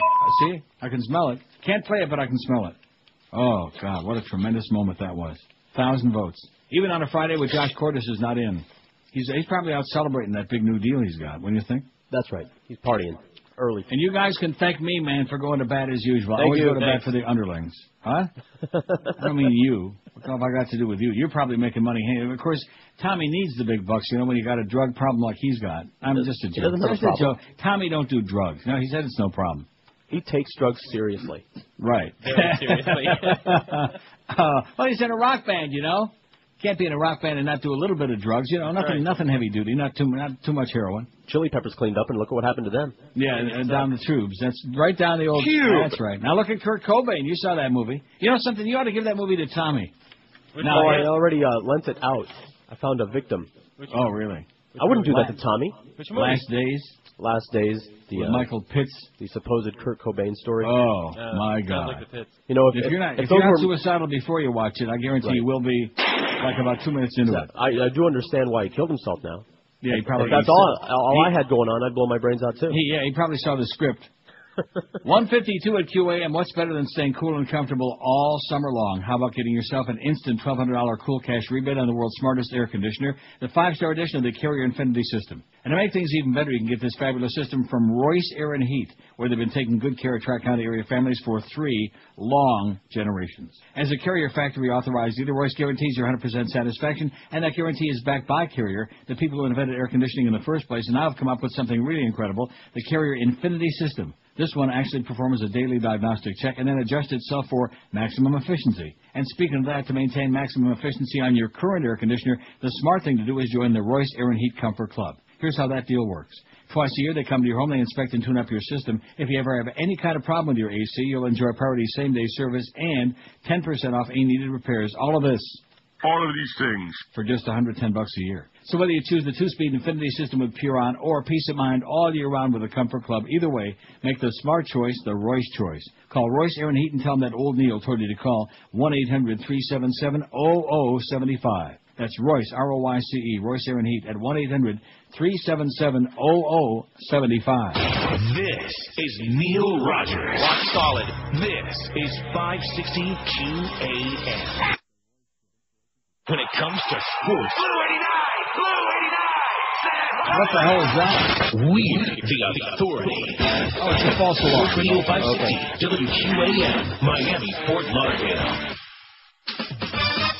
It stinks in Miami town. They saved the best screw up for the end. At 560 WQAM. Jason, you're on QAM. We don't have any National Guardsmen because they're all fighting a war in Iraq right now. Not the National Guard. Pardon? Not the National Guard. No National Guard in Iraq? Not. There's no National Guard. No. All right. Well, he's a Tallahassee Nazi. Woo! Who got the money from his daddy. Woo! And as I said, like little bratty. I kick your ass. Woo! With an agenda that's crappy. Woo! Well, he's the Tallahassee Nazi. Double FLA. Absolutely. Well, he's a presidential son who doesn't have to run. No one else is gonna win. He might as well just move right in. Sig Heil, Sig Heil, Sig Heil, Sig Heil. He has a golden spoon. He was born with up his ass, so look out all you Jews. Get ready for the gas. He's a Tallahassee Nazi. Boy. He'll give our civil rights a whammy. Cause he's a Tallahassee Nazi. Love of FLA. Well, he's a very wealthy dude with very fascist views who never paid his dues. By next year, we'll all be screwed. Sieg Heil, Sieg Heil, Sieg Heil, Sieg Heil. Any schmuck could win that race against Buddy McKay. Why do you think they call it gubernatorial anyway? He's a Tallahassee Nazi. He'll make the KKK happy. Yeah, he's a Tallahassee Nazi. Love of FLA. Come on, let's two-step. Come on, Adolf. What a classy fat-ass he is, your fat-ass governor, man. He just really sends me right to the bull. In fact, here's the facts. Good timing. From KP. Says, with a wife that has trouble being honest when in customs. You don't mean Columba, do you? That was good old Columba. With a daughter that's a druggie. You don't mean Noel, do you? The last Noel.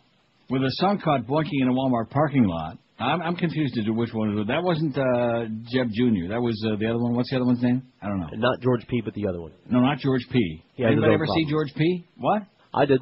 That was the other one. And another son charged with public intoxication and resisting arrest. Was that George P.? Yeah. That was George P. With all these things, it says, I think Jeb would be an excellent president and his family representing another all-American family. No question about it.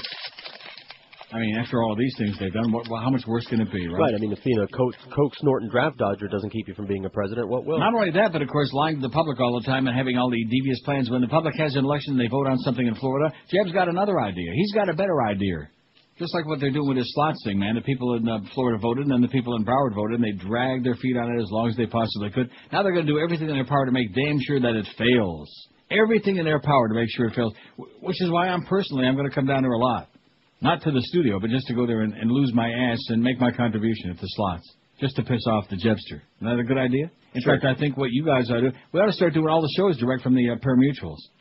That sound like a winner? Sounds like fun. We're going to like one in particular or just spread it around? Well, mostly Pompano Park, since I have a vested interest there. And you can spend all day just kind of like tossing something in the old slot. Aye. 1,014 votes on the poll. We got Curtis Stevenson coming up next to give your ears a little breather until 4 o'clock. And at 4 o'clock, man, look out now. Bye, bye, bye.